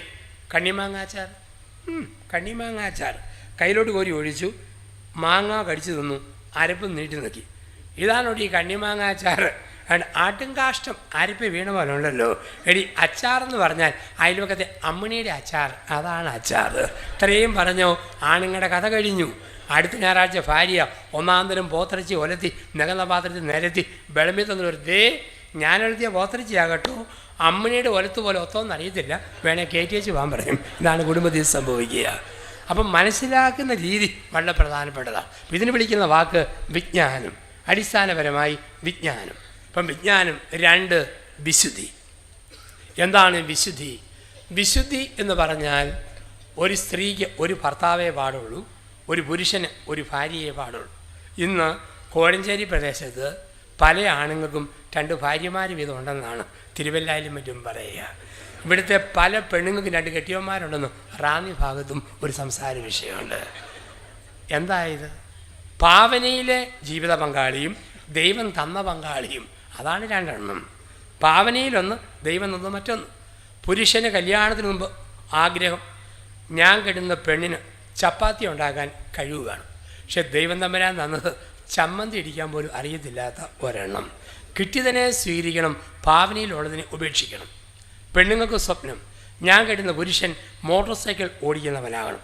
ദൈവം തന്നവനോ സാധാരണ സൈക്കിൾ കാണുമ്പം ബോധം കെട്ട് വീഴുന്നവൻ. അവൾ ആഗ്രഹിച്ചു കട്ടിമീശ ഉള്ളവനെ, കിട്ടിയതോ ഒറ്റ മീശ പോലും ഇല്ലാത്തവന്. ഭാവനയിൽ ഉള്ളതിനെ കൊല്ലുക, ദൈവം തന്നതിനെ 2 കൈ നീട്ടി സ്വീകരിക്കുക. ഒരു ജീവിതാംശത്തിൽ പ്രവേശിച്ചിട്ട് മറ്റൊന്നിനെക്കുറിച്ച് ഓർക്കാതിരിക്കുക. ഒരു വണ്ടിയിൽ കയറിയിട്ട് മറ്റൊരു വണ്ടിയെക്കുറിച്ച് ഓർക്കാതിരിക്കുക. ഞാൻ തിരുവല്ലായിൽ നിൽക്കുന്നു, എനിക്ക് തിരുവനന്തപുരത്തിനും പോകണം, അതേസമയം മൂവാറ്റുപുഴയ്ക്കും പോകണം. ആദ്യം കിട്ടുന്ന വണ്ടിക്ക് പോകാം, മൂവാറ്റുപുഴ വണ്ടി. അതിൽ കയറി ഇരിക്കുമ്പോൾ ഞാൻ ഓർക്കും, തിരുവനന്തപുരം വണ്ടിയെ കയറിയായിരുന്നെങ്കിൽ കല്ലിശ്ശേരി കാണാമായിരുന്നു, ചെങ്ങന്നൂർ കാണാമായിരുന്നു, പന്തളം അടൂര്, കൊട്ടാരക്കര ആയൂര്, വെഞ്ഞാറമൂട്, കിളിമാനൂർ, വട്ടപ്പാറ, അങ്ങനെ തിരുവനന്തപുരം വരെ കാണാമെന്ന് ഓർക്കരുത്. ഞാൻ മൂവാറ്റുപുഴ വണ്ടിയെ കയറി ഇരിക്കുമ്പം ആസ്വദിക്കണം, സാവധാനം ഇങ്ങനെ ചങ്ങനാശ്ശേരി, ചിങ്ങവനം, കോട്ടയം, ഏറ്റുമാനൂർ, കൂത്താട്ടുകുളം, അങ്ങനെ മൂവാറ്റുപുഴ വരെ ഞാൻ ആസ്വദിക്കാൻ പഠിക്കണം. ഞാൻ പൗരോഹിത്യത്തിൻ്റെ വണ്ടിയെ കയറിയിട്ട് വർഷം 22ആയി. ഈ വണ്ടിയിലിരുന്ന് ഓർക്കുക, കല്യാണത്തിൻ്റെ വണ്ടിയായിരുന്നു കുറേ കൂടെ മെച്ചപ്പെട്ട വണ്ടി. കോഴി കണ്ടേനെയും കൊക്കോ കണ്ടേനെയും ആട് കണ്ടേനെയും വീട് കണ്ടേനെയും ഞാൻ ഓർക്കരുത്. ഞാൻ എന്ത് തിരഞ്ഞെടുത്തോ അതിൽ ഞാൻ വിശ്വസ്തയോടെ ജീവിക്കണം. അതാണ് വിശുദ്ധി. അപ്പോൾ എൻ്റെ ജീവിതാന്തസ് തെറ്റിപ്പോയെന്ന് ഓർക്കുമ്പോഴാണ് എൻ്റെ കൂടെ കോളേജിൽ പഠിച്ച 3 മക്കളുടെ അപ്പൻ്റെ കത്ത്, പൊന്ന് യോസഫ് അച്ഛ, അപ്പനായവരെ അച്ഛനാക്കുന്ന സഭ വല്ലതും ഉണ്ടോ? അവൻ്റെ ജീവിതം മടുത്തു. എവിടെയാണോ അവിടെ സന്തോഷത്തോടെ. ഒരു മനുഷ്യൻ ചോദിച്ചു എന്നോട്, അച്ഛനായി കഴിഞ്ഞ് അച്ഛൻ എന്നേലും കല്യാണം കഴിക്കണമെന്ന് തോന്നിയിട്ടുണ്ടോ? ഞാൻ പറഞ്ഞു ഓവ് എന്നാണ്. 3 മാസം മുമ്പ് ധ്യാനപ്രസം കഴിഞ്ഞ് മടുത്തു വന്ന് തുണി അലക്കി എൻ്റെ വലുതയുടെ ഒരം പറഞ്ഞു പോയപ്പോൾ ഞാൻ ഓർത്തു, ഒരു ഭാര്യ ഉണ്ടായിരുന്നെങ്കിൽ അലക്കി കിട്ടിയനല്ലോ എന്ന് ഞാൻ ഓർത്തുപോയി. ഉടനെ ആ മനുഷ്യൻ പറഞ്ഞു, പൊന്നും അച്ഛ, ഇനി മേലിൽ അങ്ങനെ ഓർത്തേക്കരുത്. അതന്നെ എൻ്റെ അച്ഛ, എൻ്റെ വെമ്പർ നോത്തി അവിടെ സകലമാന തുണി ഇന്നും എന്നെക്കൊണ്ട് അച്ഛ അവൾ അലക്കിപ്പിക്കുന്നത്. അപ്പോൾ എവിടെയാണോ അവിടെ നമ്മൾ സന്തോഷത്തോടെ ഇരിക്കുക. സഭയുടെ ബാവ ഒരു പ്രഖ്യാപനം തരുന്നു. 2015 ജനുവരി 1 മുതൽ കുടുംബവർഷത്തിൽ അവർ ഒന്നാകുന്നു എന്ന് ചിന്തിച്ചതിൻ്റെ വെളിച്ചത്തിൽ ജനുവരി 1-ാം തീയതി സഭയിൽ ബാവയുടെ ഒരറിയിപ്പ് വരുന്നു. ആ അറിയിപ്പ് ഇതാണ്: 2014 വർഷങ്ങളിലെ നിയമം മാറ്റുന്നു. 2015 ജനുവരി 1 മുതൽ ഒരു പുതിയ നിയമം. എന്താ നിയമം? ഒരിക്കൽ മാത്രം ഇപ്പോൾ നിങ്ങൾക്കുള്ള ഭർത്താവിനെ മാറ്റി ഇഷ്ടമുള്ള പുതിയ ഒരു ഭർത്താവിനെ എടുക്കാം. ഒരിക്കൽ മാത്രം ഇപ്പോൾ നിങ്ങൾക്കുള്ള ഭാര്യയെ മാറ്റി ജനുവരി 1 മുതൽ ഒരു പുതിയ ഭാര്യയെ എടുക്കാം. അങ്ങ് പുറകിൽ തൂണുകൾക്കിടയിൽ നിന്നും എന്നെ കാണാൻ മേലാത്ത ഒരു സഹോദരൻ തലപൊക്കി പ്രതീക്ഷയോടെ നോക്കുന്നു. സത്യമാണോ വെച്ചാൽ ഇത് ബാബ പറയുന്നതാണോ അത് അച്ഛൻ വെറുതെ പറയുന്നതാണോ? ഒരിക്കലും നടക്കാൻ പോകുന്നില്ല, ഓർത്താൽ മതി. അപ്പം ഇങ്ങനെ ഒരു കാര്യം ഇവിടെ അനൗൺസ് ചെയ്താൽ എന്തായിരിക്കും ഈ പന്തലിലെ പ്രതികരണം? പന്തക്കുസ്താ ദിവസം സെഹിയോൻ മാളികയിലുണ്ടായ കൊടുങ്കാറ്റിൻ്റെ വലിയ എരപ്പ് ഇവിടെ കേൾക്കാം. ഹാവൂ, രക്ഷപ്പെട്ടു. 100-ൽ 60 പേര് ഓർക്കും മാറ്റിയെടുക്കാമല്ലോ. 20% പേര് പറയും ഒരിക്കൽ പെട്ടുപോയി, ഇനി ഈ പണിക്ക് ഇല്ലേ ഇല്ല. 10% പേര് പറയും ഇപ്പോൾ ഉള്ളത് ഉഗ്രം കിട്ടിയാൽ ഊറ്റം ഭാര്യ, വേറെ ഒന്നും വേണ്ടേ വേണ്ട. അവസാനത്തെ 10% പേര് പറയും നോക്കട്ടെ, എല്ലാവരും മാറിയാൽ ഞാനും മാറും, ആരും മാറിയില്ലേ ഞാനും മാറുകയില്ല. അപ്പം വിശുദ്ധി എന്ന് പറയുന്നത് കിട്ടിയ പങ്കാളിയോടൊപ്പം മരണം വരെ സന്തോഷത്തിൽ, മറ്റൊരു ചിന്തയില്ലാത്ത ജീവിതം, അത് വിശുദ്ധി. 1 വിജ്ഞാനം, 2 വിശുദ്ധി, 3 വിവേകം. കുടുംബത്തിൽ വിവേകം വേണം. എന്താണ് വിവേകം? വിവേകമില്ലാത്ത വാക്ക് ഒരിക്കലും പറയരുത്. ഭർത്താവിൻ്റെ വില കുറയ്ക്കുന്ന വർത്തമാനം ഭാര്യ പറയരുത്. ഭാര്യയെ വില കുറയ്ക്കുന്ന വർത്തമാനം ഭർത്താവ് പറയരുത്. വായിൽ നിന്ന് പോയ വാക്കും കയ്യിൽ നിന്ന് പോയ കല്ലും തിരിച്ചു പിടിക്കാൻ പറ്റുകയില്ല. എപ്പോഴും ഭാര്യയുടെ മാതാപിതാക്കളെയും ആങ്ങളമാരെയും സഹോദരന്മാരെയും താഴ്ത്തി സംസാരിക്കുന്ന ഭർത്താവ് വിവേകമില്ലാത്ത കെട്ടിയവനാണ്. എപ്പോഴും ഭർത്താവിൻ്റെ വീട്ടുകാരെയും പെങ്ങന്മാരെയും സഹോദരന്മാരെയും താഴ്ത്തി പറയുന്ന ഭാര്യ വിവേകമില്ലാത്ത ഭാര്യയാണ്. സ്വന്തം മക്കളുടെ കേക്ക് ഭാര്യയെ താഴ്ത്തുന്ന ഭർത്താവ് വിവേകമില്ലാത്തവൻ. മക്കളുടെ മുമ്പിൽ ഭർത്താവിനെ പുച്ഛിക്കുന്ന ഭാര്യ വിവേകമില്ലാത്തവൾ. ഭർത്താവിനെ വളർത്തുന്ന വാക്ക് ഭാര്യ പറയണം, ഭാര്യയെ വളർത്തുന്ന വാക്ക് ഭർത്താവ് പറയണം. ഉദാഹരണം, ഭർത്താവിൻ്റെ പേര് ടോം. ടോം ടോം എന്ന് കേട്ടാൽ അവന് അരിശം. ടോം കുട്ട ടോം കുട്ട എന്ന് വിളിച്ചാൽ അവന് സന്തോഷം. അങ്ങനെയെങ്കിൽ ടോം കുട്ട എന്ന് മാത്രം വിളിക്കുന്നതാണ് വിവേകമുള്ള ഭാര്യ. ഭർത്താവിന് ഏറ്റവും ഇഷ്ടമാണ് കോഴിക്കറി വെക്കുമ്പം 3/4 വേവായ കോഴിക്കാൽ എരിവും ചൂടുവെള്ള ചാരിയെന്നെടുത്ത് കറുമുറ കടിച്ചു തിന്നുന്നത്. ഇനിമേൽ കോഴിക്കറി വെക്കുമ്പോൾ 3/4 വേവായ കോഴിക്കാൽ എരിവും ചൂടുവെള്ള ചാറിൽ വെച്ചിട്ട് ചേട്ട കടിക്ക് കോഴിയുടെ കാല് എന്നും പറഞ്ഞ് നീട്ടിപ്പിടിച്ചു കൊടുക്കുന്ന ഭാര്യ വിവേകമുള്ള ഭാര്യ. എൻ്റെ ഭർത്താവിന് ഒരു കണ്ണ് അല്പം അടഞ്ഞ കണ്ണ്, ആ കണ്ണിനെക്കുറിച്ച് കേട്ടാൽ അവൻ അരിശമാണ്. പക്ഷെ ഭാര്യ അരിശം വരുമ്പം വജ്രായുധം പോലെ വിളിക്കുന്ന വാക്ക് കൊച്ചരക്കണ്ണ കോങ്കണ്ണ, കൊച്ചരക്കണ്ണ കോങ്കണ്ണ. വിവേകമില്ലാത്ത ഭാര്യയാണ്. ഭർത്താവും ഭാര്യയും കൂടെ ഒരാഴ്ച പിണങ്ങിയിരുന്നു. ഞായറാഴ്ച വിശുദ്ധ കുർബാനയ്ക്ക് ഭാര്യ പോകുമ്പോൾ ഭർത്താവ് സാവധാനം ചെന്ന് ചോദിച്ചു, നീ പള്ളിയിൽ പോവാണോടി? അല്ല, നരകത്തിൽ പോവാം. താൻ കൂട്ടത്തിൽ പോരുന്നു. അവൻ അരിശം നില്ലടി, എനിക്ക് നല്ല തിരക്കാണ്, അവിടെ ചെല്ലുമ്പം നിൻ്റെ അപ്പനോട് എൻ്റെ അന്വേഷണം പറഞ്ഞാൽ മതി. ഇങ്ങനെയാണ് ബന്ധങ്ങളും മറ്റും മുറിയുക. അപ്പം വിവേകമില്ലാത്ത വാക്കുകൾ ഒരിക്കലും പറയരുത്. ഭർത്താവിന് നീല പാൻസ് ഇട്ടു, ചുമന്ന ഷർട്ട് വിട്ടു, കഴുത്തിൽ മഫ്ലറും ചുറ്റി ഭാര്യയുടെ മുമ്പിൽ വന്നു. എങ്ങനെ ഉണ്ടടി എന്നെ കണ്ടാൽ? പ്രതീക്ഷിച്ച മറുപടി, ചേട്ടനെ കണ്ട ഷാരൂഖ് ഖാനെ പോലെ ഇരിക്കുമെന്നാണ്. അവൻ എടുത്തു വെച്ചതുപോലെ അവൾ, ഓ കേമമായിരിക്കുന്നു, റെയിൽവേയിൽ ചരക്ക് ചുമക്കുന്ന പോട്ടറെ പോലെ ഉണ്ടല്ലോ. അവൻ പറഞ്ഞു, സത്യവാടി, അത് തന്നെ നീ പറയണം. 22 വർഷമായിട്ട് ഒരു മുടിഞ്ഞ ചരക്കിനെ ഞാൻ ചുമന്നുകൊണ്ടിരിക്കുകയല്ലേ, നീ തന്നെ വേണമെന്ന് പറയാൻ. അപ്പം പാഴ്വാക്കുകൾ പറയരുത്, വിവേകം വേണം. എൻ്റെ ഭാര്യയുടെ പേര് മറിയ. മറിയ എന്ന് കേട്ടാൽ അവൾക്ക് ചൊറിയും. മറിയാമ്മ എന്ന് വിളിച്ചാൽ ഇക്കിളി എടുക്കും. എങ്കിൽ അങ്ങനെ വിളിക്കാവൂ. ഭാര്യയ്ക്ക് ഏറ്റവും ഇഷ്ടപ്പെട്ട സാധനമാണ് പരിപ്പ് വടയും പാളയംകോടൻ പഴവും. വിവാഹ വാർഷികത്തിലും കുഞ്ഞുങ്ങളുടെ ജന്മദിനത്തിലും 5-6 വടയും പഴവും കൂടെ ഒരു കടലാസിൽ പോഞ്ഞിട്ട് മോളെ മറിയാമ്മയെ കടിക്കടി വട പഴം പൊതി എന്ന് പറഞ്ഞ് കൊടുക്കുന്ന ഭർത്താവ് വിവേകമുള്ള ഭർത്താവ്. ഒരു സ്ഥലത്ത് ഞാൻ ധ്യാനത്തിൽ പറഞ്ഞു, നല്ല ഭർത്താക്കന്മാർക്ക് ഭാര്യയെ നേടണമെങ്കിൽ പേരിനോട് ചേർത്ത് മോളെ മോളെ എന്ന് വിളിക്കുക. എത്ര പ്രായമായാലും അത് പെണ്ണുങ്ങൾക്ക് ഇഷ്ടമാണ്. ജെസ്സിയാണോ ജെസ്സി മോളെ, ടെസിയാണോ ടെസി മോളെ, ജാസ്മിനാണോ ജാസ്മിൻ മോളെ, ലൂസിയാണോ ലൂസി മോളെ, മോളിയാണോ മോളുടെ മോളെ. അങ്ങനെ വിളിച്ചു കഴിഞ്ഞാൽ അത് പെണ്ണുങ്ങൾക്ക് ഏറ്റവും വലിയ സന്തോഷമാണ്. ഇപ്പോൾ ഒരു സ്ഥലത്ത് ഞാനിത് പറഞ്ഞപ്പോൾ ഒരു സ്ത്രീ പറഞ്ഞാൽ പ്രത്യേക ധ്യാനമൊന്നും കൂടെ ഉണ്ട്. കല്യാണം കഴിഞ്ഞ് 1 വർഷം കഴിഞ്ഞപ്പം മുതൽ എൻ്റെ ഭർത്താവ് എന്നെ മോളെ മോളെ എന്ന് വിളിക്കും. പക്ഷെ അച്ഛാ ആരംഭത്തിൽ വേറെ ഏതാണ്ട് പൂരിപ്പിച്ചിട്ട് അവസാനമാണ് ഈ മോളെ എന്നുള്ള വിളി വരിക. ഇപ്പം വിവേകമുള്ള വാക്കുകളെ പറയാവൂ, വിവേകമില്ലാത്ത വാക്ക് പറയരുത്. ഇനി സ്വന്തം ഭാര്യയുടെ ശരീര സൗന്ദര്യം എത്ര ചോർന്നു പോയാലും പറയണം, എൻ്റെ ഏടി നീ എന്നാ പറഞ്ഞാൽ നിന്നെ കണ്ടാൽ ഇപ്പോഴും പ്രിയങ്ക ചോപ്രയെ പോലെ ഇരിക്കുന്നല്ലോ. ചില ആണുങ്ങൾ ഉള്ളതങ്ങ് പറയും. എൻ്റെ ഏടി അയൽവക്കത്തെ സൂസി 3 പെറ്റിട്ടും മുഖത്ത് നല്ല മിനുസം, ദേഹത്ത് നല്ല തുടിപ്പ്, നീ 1 പെട്ടപ്പോൾ ആപ്പീസ് പൂട്ടിപ്പോയല്ലോ ഡി. ഇങ്ങനെ പറഞ്ഞു, ബന്ധം മുറിഞ്ഞു. ഭാര്യ ഭർത്താവിനെ സംശയിക്കാൻ ഇടയാവും. ഇവിടെയാണ് വിവേകമില്ലാത്ത വാക്കുകൾ പറയല്, വിവേകമുള്ള വാക്കുകളെ പറയാവൂ. അപ്പോൾ 1 വിജ്ഞാനം, 2 വിശുദ്ധി, 3 വിവേകം, 4 വിധേയത്വം. കുടുംബത്തിൽ ഒരു വിധേയത്വം വളരെ പ്രധാനപ്പെട്ടതാണ്. കാരണം ഈ വിധേയത്വം ഇല്ലെങ്കിലാണ് ബന്ധങ്ങൾ തകരുക. പടിഞ്ഞാറൻ രാജ്യങ്ങളിൽ കുടുംബബന്ധം തകർന്നത് സ്ത്രീകളുടെ വിധേയത്വം പൂർണ്ണമായി നഷ്ടപ്പെട്ടപ്പോഴാണ്. പണ്ട് നമുക്കറിയാം, കള്ളുകുടിയമ്മനായ ഭർത്താവ്, ക്രൂരനായ ഭർത്താവിൻ്റെ ദേഹത്തുള്ള ഉപദ്രവം, മാനസിക പീഡനം, അതിൻ്റെയൊക്കെ പേരിലാണ് ഡൈവോഴ്സുകൾ വർദ്ധിച്ചത് എന്ന് വരിയിൽ ഇന്ന് നമ്മൾ കാണുന്നത് ശമ്പളം കൂടിയ പെണ്ണുങ്ങൾ ഭർത്താവിനെ പുച്ഛിച്ചിട്ട് കേസ് കൊടുത്ത് പിരിയുന്ന കേസുകൾ ധാരാളം. 2012 ജനുവരി 1-ാം തീയതി കൊല്ലം ജില്ലാ ജഡ്ജിയായ രാജൻ സാറ് ഹൈക്കോടതി ജഡ്ജിയായിട്ട് പോയപ്പോൾ അഡ്വക്കേറ്റ് സാർ കോടതിയിൽ നിന്നും യാത്രാ സന്ദേശത്തിന് എന്നെയാണ് വിളിച്ചത്. പ്രസംഗം കഴിഞ്ഞ് ഇപ്പോഴത്തെ ഹൈക്കോടതി ജഡ്ജിയായ രാജൻ സാറ് പറഞ്ഞു, അച്ഛാ 2011 അവസാനം കൊല്ലം ജില്ലയിൽ വിവാഹമോചനത്തിലെ കേസുകൾ ക്ലോസ് ചെയ്യുമ്പോൾ കരുനാഗപ്പള്ളി താലൂക്കിൽ നിന്ന് 1107 ഡൈവോഴ്സ് കേസുകളാണ് കോടതിയിൽ രജിസ്റ്റർ ചെയ്യപ്പെട്ടത്. അപ്പം ഇന്നും ഇങ്ങനെയുള്ള സംഭവങ്ങളുണ്ട്. വിധേയത്വം വളരെ കുറഞ്ഞു പോകുന്നു.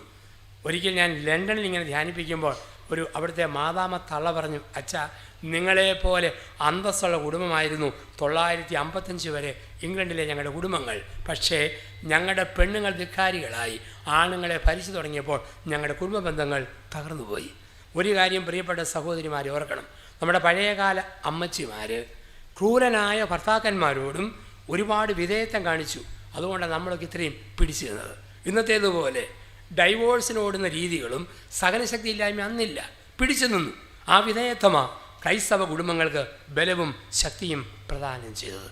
ഇന്ന് നമ്മുടെ നാട്ടിലുണ്ട് പെണ്ണുങ്ങൾക്ക് വിധേയത്വം കുറഞ്ഞു വരും. ഞാനൊരു പള്ളിയിൽ ധ്യാനിപ്പിച്ചപ്പോൾ ഒരു കൊച്ചു കുട്ടി എന്നോട് പറഞ്ഞു, എൻ്റെ അച്ഛ, എൻ്റെ അമ്മ 5 വർഷം മുമ്പ് വരെ എൻ്റെ അമ്മ നല്ല അമ്മയായിരുന്നു, പക്ഷെ ഇന്ന് എൻ്റെ അമ്മയ്ക്ക് ഒരു വലിയ മാറ്റം വന്നിരിക്കുന്നു. ഇതെന്നാ പറ്റി? ഇന്ന് അമ്മ ചെറിയ തെറി വർത്തമാനം പറയും, TV ചാനൽ മാത്രം മതി, അപ്പനോടും മറ്റുമൊക്കെ ആവശ്യമില്ലാത്ത വർത്തമാനം അമ്മ പറയുന്നത് കേൾക്കാം. എന്നാ പറ്റിയതാടാ?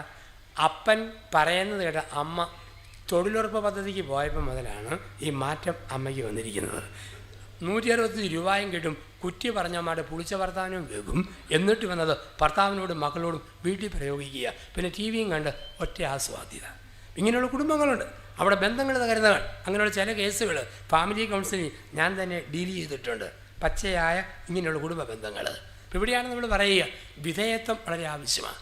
പണ്ട് കാലത്ത് പെണ്ണുങ്ങൾക്ക് ആണുങ്ങളോടൊരു വിധേയത്വമുണ്ട്. ആ വിധേയത്വം കുടുംബത്തെ ബലപ്പെടുത്തി. പെമ്മക്കൾ അത് കണ്ടുപഠിച്ചു. പിന്നീട് അവരുടെ ദാമ്പത്യ ജീവിതത്തിൽ ആണുങ്ങൾ കണ്ടുപഠിച്ചു. പിന്നീടുള്ള കുടുംബജീവിതത്തിൽ അത് നമുക്ക് നഷ്ടപ്പെട്ടു വരുന്നു. ഒരുത്തൻ മനഃശാസ്ത്രജ്ഞനെ സമീപിച്ച് പറഞ്ഞു, സാർ, എനിക്കെൻ്റെ ഭാര്യയെ കാണുമ്പോൾ പേടിയാണ്, ദേഹം മുഴുവൻ തരിക്കുന്ന പോലെ, അടിമുടി ഒരു തരിപ്പ് കയറുന്ന പോലെ എനിക്ക് എൻ്റെ ഭാര്യയെ പേടിയാണ്. അപ്പം മനഃശാസ്ത്രജ്ഞൻ പറഞ്ഞു, അങ്ങനെ പേടിക്കാനൊന്നുമില്ല, അഭിനയിക്കാൻ പഠിക്കണം. 2 ബഗ് അടിച്ചതുപോലെ അഭിനയിക്കുക, മുണ്ട് മടക്കി കുത്തുക, തലകെട്ട് ശരിക്കും കെട്ടുക, വീടിന് ഗേറ്റിങ് ചെന്ന് പറയുക, പുല്ലാണേ പുല്ലാണേ ഭാര്യ എനിക്ക് പുല്ലാണേ ഒന്ന് പറയാൻ പറഞ്ഞു. ഇയാൾ ഗേറ്റിങ് വന്നു.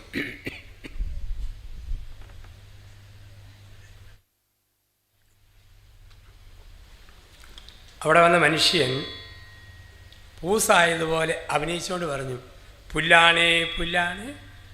2 പ്രാവശ്യം കേട്ടപ്പം ഭാര്യ പുറത്തേക്ക് ഇറങ്ങി വന്നു, കയ്യിൽ ചെലവയും ചൂലുമായിട്ട്. എന്നാടോ താൻ പറഞ്ഞെന്ന് ചോദിച്ചു. അവൻ്റെ സകല ശക്തിയും ചോർന്നു പോയി. അവൻ പറഞ്ഞു, പുല്ലാണേ പുല്ലാണേ, ഈ മുറ്റം നിറയെ പുല്ലാണേ എന്നും പറഞ്ഞു അവിടെ കുത്തിയിരുന്ന് പറിക്കാൻ തുടങ്ങി. ഇന്ന് പലപ്പോഴും കുടുംബത്തിൽ സംഭവിക്കുന്ന ഒരു വിപത്താണിത്.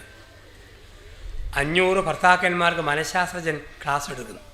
മനഃശാസ്ത്രജ്ഞൻ പറഞ്ഞു, പണ്ട് ആണുങ്ങളെ പേടിയുള്ള പെണ്ണുങ്ങളുണ്ട്, ഇന്ന് പെണ്ണുങ്ങൾ പറയുന്നത് അതുപോലെ കേൾക്കുന്ന ആണുങ്ങളാണ്. ഞാനെന്ന് ചോദിക്കട്ടെ, ഭാര്യമാർ പറയുന്നത് അതുപോലെ കേൾക്കുന്ന ആണുങ്ങളുണ്ടെങ്കിൽ എൻ്റെ അടുക്കിലേക്ക് ഇന്ന് വരാൻ പറഞ്ഞു. 499 പേരും റോക്കറ്റ് വേഗത്തിൽ ഓടി വന്ന് ഇയാളുടെ അടുത്തും വലുത്തുന്നു. ഒരുത്തൻ കാലും കെറ്റിവെച്ച് കുലുങ്ങി ചിരിച്ചുകൊണ്ടിരുന്നു. അപ്പോൾ മനഃശാസ്ത്രജ്ഞൻ പറഞ്ഞു, ഒരാളെങ്കിലും ഉണ്ടല്ലോ സ്വന്തം തീരുമാനമുള്ളയാൾ. ഭാര്യമാർ പറയുന്നത് അതുപോലെ കേൾക്കുന്നവർ വരാൻ പറഞ്ഞപ്പം നീ മാത്രം വന്നില്ലല്ലോ, നിൻ്റെ പോളിസി എന്താണെന്ന് ഇവന്മാരോട് ഒന്ന് പറഞ്ഞു കൊടുക്കണം. അവൻ, പൊന്നു സാറേ, പ്രത്യേക പോളിസിയൊന്നുമില്ല, ഞാൻ വീട്ടിൽ നിന്ന് പോരാൻ നേരത്തും എൻ്റെ ഭാര്യ എന്നോട് പറഞ്ഞു, പല അവന്മാരും അങ്ങോട്ട് വാ ഇങ്ങോട്ട് വാന്ന് പറഞ്ഞ് വിളിക്കും, അനങ്ങി പോയേക്കരുത്, അവിടെ തന്നെ ഇരുന്നോണമെന്നാണ് പറഞ്ഞത്, അതാ ഞാൻ വരാതെ ഇവിടെ തന്നെ ഇരുന്നത്. അപ്പോൾ അന്ധമായ ഒരു വിധേയത്വം വരുമ്പോഴാണ് കുടുംബത്തിന് ബലം ചോർന്നു പോവുക. 5 വീണ്ടെടുപ്പ്. 1 കൊറിന്ത്യർ 7-ാം അധ്യായം 14-ാം വാക്യം. അവിടെയാണ് നമ്മൾ വായിക്കുക. പൗലോസ്ലീഹ കുറിക്കുകയാണ്. 1 കൊറിന്ത്യർ 7-ാം അധ്യായം 14-ാം വാക്യം. അവിടെ നമ്മൾ വായിക്കുന്നു, ഒരു ഭർത്താവ് ഭാര്യ മൂലം വീണ്ടെടുക്കപ്പെടണം, ഒരു ഭാര്യ ഭർത്താവ് മൂലം വീണ്ടെടുക്കപ്പെടണം. വീണ്ടെടുക്കാൻ വേണ്ടിയാണ് ഭർത്താവിനെ ഭാര്യയെ ഏൽപ്പിച്ചത്, ഭാര്യയെ ഭർത്താവിനെ ഏൽപ്പിച്ചത് ഒരു വീണ്ടെടുക്കലിന് വേണ്ടിയിട്ടാണ്. ഭർത്താവിൻ്റെ കുറവ് ഭാര്യ പരിഹരിക്കണം, ഭാര്യയുടെ കുറവ് ഭർത്താവ് പരിഹരിക്കണം. അതല്ലേ സൃഷ്ടിയുടെ പ്രത്യേകത. പള്ളിയിൽ പോകാൻ മടിയുള്ളവന് പള്ളിയിൽ നിന്ന് ഇറങ്ങാത്തവളെ ദൈവം ഭാര്യയായിട്ട് കൊടുക്കും. വേദപുസ്തകം കൈകൊണ്ട് തൊടാത്തവന് ബൈബിൾ താഴെ വെക്കാത്തവളെ ദൈവം കൊടുക്കും. അന്താരാഷ്ട്ര പിശുക്കന് ഇൻ്റർനാഷണൽ ദൂർത്തടികാരിയെ ദൈവം കൊടുക്കും. ഞെളിഞ്ഞ് നടക്കുന്നവന് കുനിഞ്ഞു നടക്കുന്ന ഭാര്യയെ കൊടുക്കും. പ്രത്യേകതയാണിത്, വീണ്ടെടുപ്പിന് വേണ്ടിയാണ്. ആണുങ്ങൾക്ക് സ്വഭാവത്താലെ പ്രാർത്ഥന ബോർ. സിറ്റിയിൽ പോയി രാത്രി വീട്ടിൽ വരുന്ന ഭർത്താവിൻ്റെ ചോദ്യം, പ്രാർത്ഥന കഴിഞ്ഞോടി? ഇല്ലേ കക്ഷി ഒന്നുകൂടെ ടൗണിൽ പോകാൻ തയ്യാറായിട്ടാണ് വന്നിരിക്കുന്നത്. ഭാര്യയാണല്ലോ, എന്തേലും പ്രാർത്ഥിച്ചാലും പോരാ. ആണുങ്ങൾക്ക് തൊലിക്കെട്ടി കൂടുതൽ, പെണ്ണുങ്ങൾക്ക് തൊലിക്കെട്ടി കുറവ്. ആണുങ്ങൾക്ക് ഷെയ്ക്ക് ഹാൻഡ് കൊടുത്തോ കമ്പിപ്പാരയിലോ കാപ്പിക്കമ്പോലോ പിടിച്ച പോലെ പാറപ്പുറം പോലെ വല്ലാത്ത കെട്ടി. പക്ഷേ പെണ്ണുങ്ങൾക്ക് ഷെയ്ക്ക് ഹാൻഡ് കൊടുത്താൽ ബണ്ണയിലോ മോഡേൺ ബ്രെഡിലോ പിടിച്ചതുപോലെ നല്ല മയം. അതുകൊണ്ടാണ് കുഞ്ഞുങ്ങൾ കരയുമ്പോൾ അപ്പനെടുത്തോ കൊച്ച് വലിയ വായിലേക്ക് ആറാൻ തുടങ്ങും, സർവകല്ലെ മുട്ടിയ പോലെ മരിക്കുറ്റിയെ തട്ടിയ പോലെ. പക്ഷെ അമ്മ എടുക്കുമ്പോൾ കൊച്ച് കരച്ചിൽ നിർത്തും, ഡ്യൂറോഫ്ലക്സ് ഡള്ളമെത്തിക്കിട്ട് മുട്ടിയ പോലെ ഒരു നല്ല മയം. ഇനി മനക്കെട്ടി ആണുങ്ങൾക്ക് കൂടുതൽ, പെണ്ണുങ്ങൾക്ക് കുറവ്. രാത്രി 11 മണിക്ക് വീട്ടിൽ ഒരു അനക്കം കേട്ടോ, ഭർത്താവ് ടോർച്ചും ചൂരലും കൂടി ചെല്ലും, ഭാര്യ വട്ടം കെട്ടിപ്പിടിക്കും, പൊന്നു മനുഷ്യ പോകല്ലേ, പാമ്പാണിയെ ചേമ്പാണിയെ കൂമ്പാണിയെ പോയേ കരുത്, ഇവർക്ക് മനക്കെട്ടി കുറവ്. ഇനി സഹനശക്തി ആർക്കാ കൂടുതൽ? അത് പെണ്ണുങ്ങൾക്കാണ്. അത് ഇന്ത്യയെ വരുമ്പോഴാണ്. ഗൾഫ്, യൂറോപ്പ്, അമേരിക്ക ചെല്ലുമ്പം ഭയങ്കര സഹനശക്തി ആണുങ്ങൾക്കും ഞാൻ കണ്ടിട്ടുണ്ട്. കുഞ്ഞുങ്ങളെ കുളിപ്പിച്ചിട്ട് കുലുക്കിക്കൊണ്ടിരിക്കുന്നു, വായിലെ അടപ്പൊരി അടുത്ത തള്ളി കയറ്റിക്കൊണ്ടിരിക്കുന്നു, തുണി മാറ്റുന്നു, ദേഹം കഴുകി കൊടുക്കുന്നു. എന്തൊരു സഹനശക്തിയാണ്. ഒരുത്തൻ ജോലിക്ക് പോയി അമേരിക്കയിൽ. ഇപ്പം കൂട്ടുകാരൻ ഇവിടുന്ന് ഫോൺ വിളിച്ചു, നീ എവിടാടാ? അവൻ പറഞ്ഞു വാഷിങ്ടൺ. ഓ ഭാഗ്യവാൻ, അവിടെയല്ലേ? ഒന്നുമല്ല, തുണിയൊക്കെ അലക്കിയിട്ട് നിൽക്കുകയാണ്, വാഷിങ്ടൺ. അത് കഴിഞ്ഞിട്ട് നിൽക്കുന്ന സമയമാണ്. വേറൊരുത്തനെ വിളിച്ച് ചോദിച്ചു, നിനക്ക് എന്നാടാ പണി? അവൻ പറഞ്ഞു മൈക്രോവേവ് ഓപ്പറേറ്റർ. എല്ലാം ചൂടാക്കി പുഴുങ്ങി തിന്നുക, പിന്നെ കഴുകി കമത്തി വെക്കുക. അപ്പോൾ ഈ സഹനശക്തി പുറത്ത് ചെല്ലുമ്പം ആണുങ്ങൾക്ക് വളരെ കൂടുതലാണ്. അതുകൊണ്ടാണ് നമ്മുടെയൊക്കെ കുടുംബനാഥന്മാരെ ബാങ്കിൽ നിന്ന് ലോൺ എടുത്താണെങ്കിലും ഈ നാട്ടിൽ കൂടെ ഒക്കെ വിട്ട് കറക്കി കാണിച്ചു കൊണ്ടുവന്നാൽ കുടുംബത്തിൽ ഒത്തിരി സമാധാനം ഉണ്ടാവും. സഹനശക്തി നമ്മുടെ നാട്ടിൽ ഇത് ആണുങ്ങൾക്ക് കുറവാണ്. ആണുങ്ങൾക്ക് തലവേദന വന്നോ സുനാമി, നെഞ്ചുവേദന വന്നോ ലോകമഹായുദ്ധം, വൈദ്യവേദന വന്നോ ഭൂമി ഉലകം, ഭാര്യ അവനെ തന്നെ നോക്കിക്കോണം. പക്ഷെ നല്ല അമ്മച്ചിമാരെ കണ്ടിട്ടില്ലേ, തലച്ചോറിൽ പഴുപ്പ, എന്നാലും പറയും ഉലുവാവെള്ളം കുടിച്ച് അറിയായിരുന്നു തലവേദന ഒന്ന് മാറുമെന്ന്. കുടൽ പഴുത്ത് പൊട്ടുക, മല്ലിക്കാപ്പ് കുടിച്ചറിയാൻ വലിയ മൂളലൊന്ന് മാറും. എത്രയായാലും സഹിക്കും. അതുകൊണ്ടാണ് ദൈവമായ കർത്താവ് പ്രസവിക്കാനുള്ള വകുപ്പ് പെണ്ണുങ്ങൾക്കാണ് കൊടുത്തിരിക്കുന്നത്. തമ്പുരാനറിയാം ഇത് ആണുങ്ങളുടെ വകുപ്പാണോ, ഒറ്റ പ്രസവം ലോകാവസാനം, ഇനി പരിപാടിക്ക് ഇല്ല. ഒരു സ്ത്രീ പറഞ്ഞു, എൻ്റെ അച്ഛ എൻ്റെ മൂത്ത മോനെ പ്രസവിച്ചപ്പം എന്തൊരു വേദനയായിരുന്നു, ഇനി പരിപാടിക്കില്ലെന്ന് ഞാൻ തീരുമാനിച്ചു. പക്ഷേ എൻ്റെ തീരുമാനം ശരിയാണോ തെറ്റാണോ എന്ന് എൻ്റെ തമ്പുരാനോട് ഞാൻ 11 പ്രാവശ്യം ആലോചന ചോദിച്ചു. ഒരു കൊച്ചു വേണ്ട എന്നുള്ളത് ശരിയാണോ തെറ്റാണോ?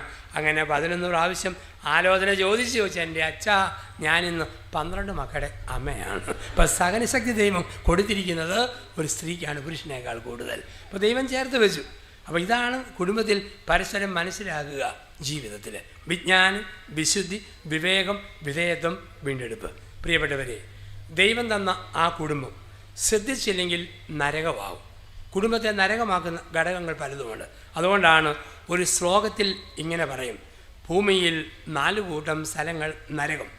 1 നാരകം നട്ടടം, 2 കൂവളം കെട്ടടം, 3 നായ പെറ്റടം, 4 നാരി നയിക്കുന്നിടം നരകം. നാരകം നട്ടടം, കൂവളം കെട്ടടം, നായ പെറ്റടം, നാരി നയിക്കുന്നിടം നരകം. പറമ്പിൽ ഒരു ചെറുനാരകം ഉണ്ടെങ്കിൽ നാരകത്തിൽ നാരങ്ങ ഉണ്ടാകുമ്പോൾ നമ്മൾ പറിക്കാൻ വേണ്ടി ചെല്ലുമ്പോൾ കുനിഞ്ഞില്ലെങ്കിൽ തലക്കിട്ട് കുത്ത്, കാല് പൊക്കിയില്ലെങ്കിൽ ഉപ്പൂറ്റിക്കിട്ട് കുത്ത്, വളഞ്ഞില്ലെങ്കിൽ വയറിനിട്ട് കുത്ത്, ഞെളിഞ്ഞില്ലെങ്കിൽ എളിക്കിട്ട് കുത്ത്, കുത്തോട് കുത്ത്. നാരകം നട്ടടം നരകം. 2 കൂവളം കെട്ടടം നരകം. കൂവളം ഒരൗഷധ ചെടിയാണ്. ഒരു കൂവളം അഴുകുമ്പോൾ അവിടെ വേറെ ഒന്ന് മുളച്ചു പൊട്ടിയില്ലെങ്കിൽ നശിച്ച മണ്ണ്, കൂവളം കെട്ടടം നരകം. 3 നായ പെറ്റടം നരകം. പ്രസവിക്കാത്ത നായി കാലിൽ കമ്മിയിട്ടോടും, പെറ്റ നായി ചൂട് ചാരത്തിൽ നിന്ന് വെടിച്ചിൽ പോലെ പൊങ്ങി വന്ന് കുതികാലെ കമ്മിയിട്ട് പോകും. നായ പെറ്റടം നരകം. 4 നാരി നയിക്കുന്നിടം നരകം. ചില വീട്ടിൽ ചെന്നാൽ ഭർത്താവുണ്ടോയെന്ന് അറിയത്തില്ല, ആകാശവാണി അന്നക്കുട്ടി 2 കാലും അകത്തി കുത്തി, അവളാണ് വീട്ടിലെ വാർത്താ വിതരണ പ്രക്ഷേപണ മന്ത്രി. ഒരു കാര്യം ഓർത്തോണം, നോർമലായ കെട്ടിയവനെ ഒതുക്കിയിട്ട് ഭാര്യ വർത്തമാനം പറയാൻ പോയോ മക്കൾ 2 പേരെയും ധിക്കരിക്കും. അതേസമയം വർത്തമാനം പറയാത്ത അപ്പൻ, നോർമലായ ബന്ധങ്ങൾ സ്ഥാപിക്കാത്ത അപ്പൻ, ആ കുടുംബത്തിൽ ഭാര്യ തലയാകണം. എല്ലാ കഴിവുമുള്ള ഭർത്താവാണ്, അവനെ പുറകെ ഒതുക്കിയിട്ട് ഭാര്യ മുമ്പോട്ട് വരാൻ പാടില്ല. അപ്പം നാരി നയിക്കുന്നിടം നരകം. 7 നരകമാക്കുന്ന ഘടകങ്ങൾ. 1 നാരി നയിക്കുന്നിടം. 2 കർക്കശ പ്രകൃതി പിടിവാശി. ചില ആണുങ്ങളുണ്ട്, ഞാൻ എന്നാ തീരുമാനിച്ചോ അത് മാത്രമേ നടത്തൂ. ചില പെണ്ണുങ്ങളുണ്ട്, ഞാൻ എന്നാ നിശ്ചയിച്ചോ അതുമാത്രം. കണ്ടില്ല കേട്ടില്ല എന്ന് വെക്കുന്നില്ലെങ്കിൽ ആ കുടുംബം നരകമായിട്ട് മാറും. അതാണ് പറയുക കർക്കശ പ്രകൃതി പിടിവാശി. 3, മന്ദപ്രകൃതി അലസത. ചില കുടുംബത്തെ നരകമാകുന്നത് ഭർത്താവിൻ്റെയും പല മന്ദപ്രകൃതിയാണ്. 2014 ജനുവരി 1 ചില തീരുമാനമെടുത്തു. 2015 ആകുമ്പോഴും തീരുമാനം മാത്രമുണ്ട്, കാര്യങ്ങളൊന്നും നടന്നിട്ടില്ല. ചില വീട്ടിൽ ചെല്ലുമ്പോഴറിയാം പിശാച് ഈമ്പിയ പെമ്പർനോത്തിയാണ് കുടുംബനാഥ. വീടിൻ്റെ വരാന്തയിൽ കോഴിക്കാഷ്ടം ടൺ കണക്കിന് അട്ടിയിട്ട് വച്ചിരിക്കുന്നു. പെരയ്ക്കകത്ത് കയറി ചെന്നപ്പം ചക്കയിലക്ക് തോരണം പോലെ ഞാത്തിയിട്ടിരിക്കുന്നു. ഊട്ടുമേശയുടെ പുറത്ത് ബ്ലൗസ് ഒരു കുത്തപ്പിനാറ് പോലെ പൊക്കി വച്ചിരിക്കുന്നു. കട്ടിന് കീഴെ സാരി ചുരുളി തിരികെ പോലെ മടക്കി വച്ചിരിക്കുന്നു. ടാപ്പിന് കീഴെ എന്തോ വേവിച്ചിട്ട് പാത്രം കുതിരാനിട്ടതാ. സന്ധ്യയായി പ്രഭാതമായി 5-ാം ദിവസം, ഇനിയും കുതിർന്ന് തീർന്നിട്ടില്ല. എല്ലാ ഗ്ലാസ്സിലും മത്തിയുടെ ഉളുമ്പ്, അയലയുടെ വാട, ഇറച്ചിവടത്തിൻ്റെ നാറ്റം ഓക്കാനിക്കാൻ വരുന്നു. 2010-ലെയും 2011-ലെയും കലണ്ടർ ഒരു നാണവും ഇല്ലാതെ അതുപോലെ തൂങ്ങിക്കിടക്കുന്നു.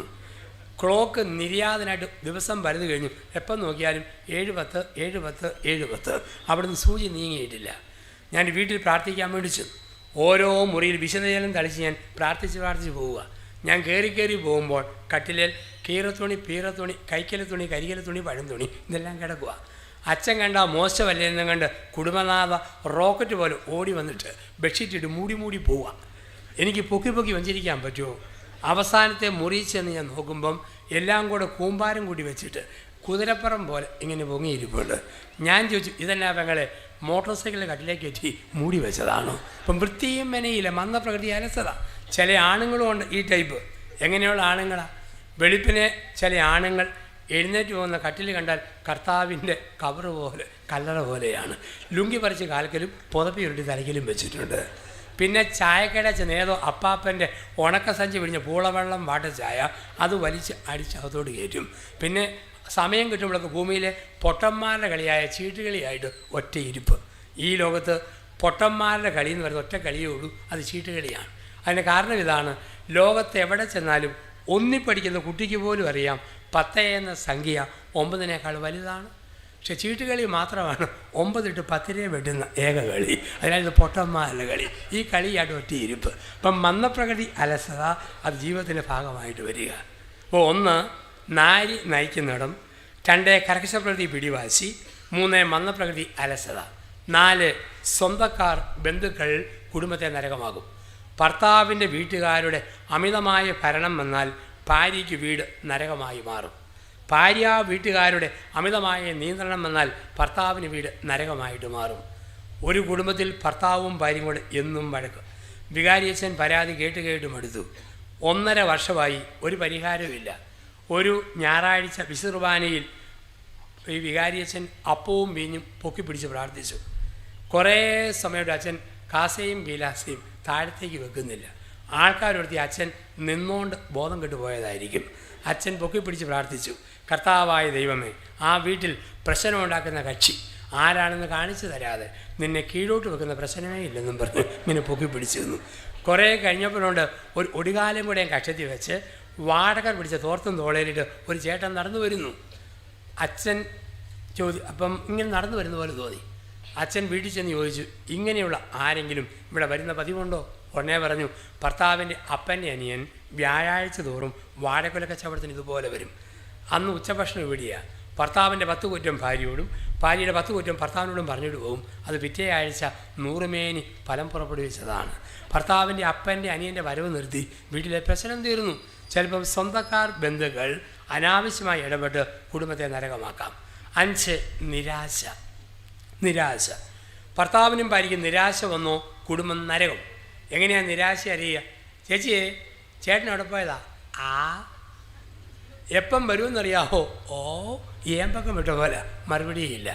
ചില ഭാര്യാഭർത്താക്കന്മാർ നടന്നു പോകുന്ന കണ്ടാൽ നമുക്ക് തോന്നും ഏതോ സ്കൂൾ ലബോറട്ടറിയിൽ നിന്നും അസ്ഥികൂടം സായാഹ്ന സവാരിക്ക് പോണ പോലെ. കാണുന്നവൻ അങ്ങേറ്റം ടെൻഷനാകും. നിരാശ. സാധാരണ ആൾക്കാർ കുളിമുറി കയറി വയറെ സോപ്പ് തേക്കുമ്പം മൂളിപ്പാട്ട് പാടും. മസ്ത് മസ്തഹെ, മുസ്തഫ മുസ്തഫ, മന്മത റാസ ഇവിടെ തിരുമുമ്പള. ഇപ്പം ചില ഭാര്യാഭർത്താക്കന്മാരുണ്ട്, അവർ കുളിമുറി കയറി കുളിക്കുമ്പോഴും വരെ സോപ്പ് തേച്ച് പാടുന്ന പാട്ട് ദുഃഖത്തിൻ്റെ പാനപാത്രം കർത്താവിൻ്റെ കയ്യിൽ തന്നാൽ. ഇങ്ങനെയുള്ള മനുഷ്യരെ കണ്ടു. നിരാശയോട് നിരാശ. 6 അതൃപ്തി. കുടുംബത്തെ നരകമാക്കുന്ന മറ്റൊരു ഘടകമാണ് അതൃപ്തി. തൃപ്തിയില്ലാത്ത സംസാരം. ഇത് ആണുങ്ങൾക്കുണ്ട് പെണ്ണുങ്ങൾക്കുമുണ്ട്. ഈ തൃപ്തിക്കുറവ് കൂടുതൽ ആണുങ്ങൾക്കാണ്. ഭാര്യ എന്നാ ഉണ്ടാക്കിയാലും ചൊറിഞ്ഞ വർത്താനം പറയുന്ന ആണുങ്ങളെ കണ്ടിട്ടുണ്ട്. ചോറിനൽപ്പം വേവ് കൂടിയാൽ പറയും, ശർക്കര തേങ്ങ ജീരകം മൊത്തം വിട്ടാൽ പാച്ചോറുണ്ടാക്കാൻ കൊള്ളാമല്ലോ. വേവ് കുറഞ്ഞാൽ മുള്ളാണി പുണിയ പോലെ മുതിര ബന്ധ പോലെ ഉണക്കപടി ഞുണഞ്ഞതുപോലെ മുക്കുന്നു മൂളുന്നു മറിയുന്നു ഓക്കാനിക്കുന്നു. കൊല്ലാനുണ്ടാക്കി തന്നതാണ്. ഒരു കുറ്റവും പറയാനില്ല. ഊണ് കഴിഞ്ഞ് പഴമെങ്കിലും എടുത്തിട്ട് ഛേ ഈ പഴം എന്നാ വളഞ്ഞിരിക്കുന്നു, ഇങ്ങനെ നേരെ നേരെ ഇരുന്നാൽ പോരായിരുന്നു. ഈ ടൈപ്പ് ആണുങ്ങളെ കണ്ടിട്ടുണ്ട്. ചില ആണുങ്ങൾക്ക് സ്വഭാവത്താലെയുണ്ട് എപ്പോഴും കുറ്റം പറയുന്ന രീതി. ഒരു മനുഷ്യൻ എന്തിൻ്റെയും കുറ്റം പറയും. അപ്പോൾ അയൽവാസി നല്ല വെള്ള മാർബിൾ കൊണ്ട് ഒന്നാന്തരം കെട്ടിടം പണിതു, CFL ലൈറ്റ് വിട്ടു, മഞ്ഞുകട്ട പോലെ സൗന്ദര്യമുള്ള വീട്. ഈ കുറ്റം പറയുന്ന മനുഷ്യനെ വീട് കാണിക്കാൻ കൊണ്ടിരുന്നു. എന്നിട്ട് ചോദിച്ചു, ഈ വീട് നോക്കിയിട്ട് തനിക്ക് എന്തെങ്കിലും കുറ്റം പറയാനുണ്ടോ?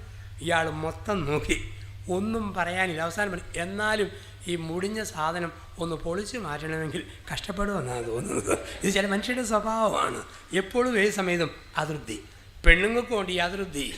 ഭർത്താവ് ഭാര്യയും കൂടി എറണാകുളം ജയലക്ഷ്മി പോയി വിവാഹ വാർഷികത്തിൽ സാരി മേടിക്കാൻ വേണ്ടി 9 മുതൽ 11 വരെ 2 മണിക്കൂർ സാരി തിരിച്ചിട്ട് മറിച്ചിട്ട് കുടഞ്ഞിട്ട് നോക്കിയിട്ടും അവർക്ക് ഇഷ്ടപ്പെട്ട സാരിയില്ല.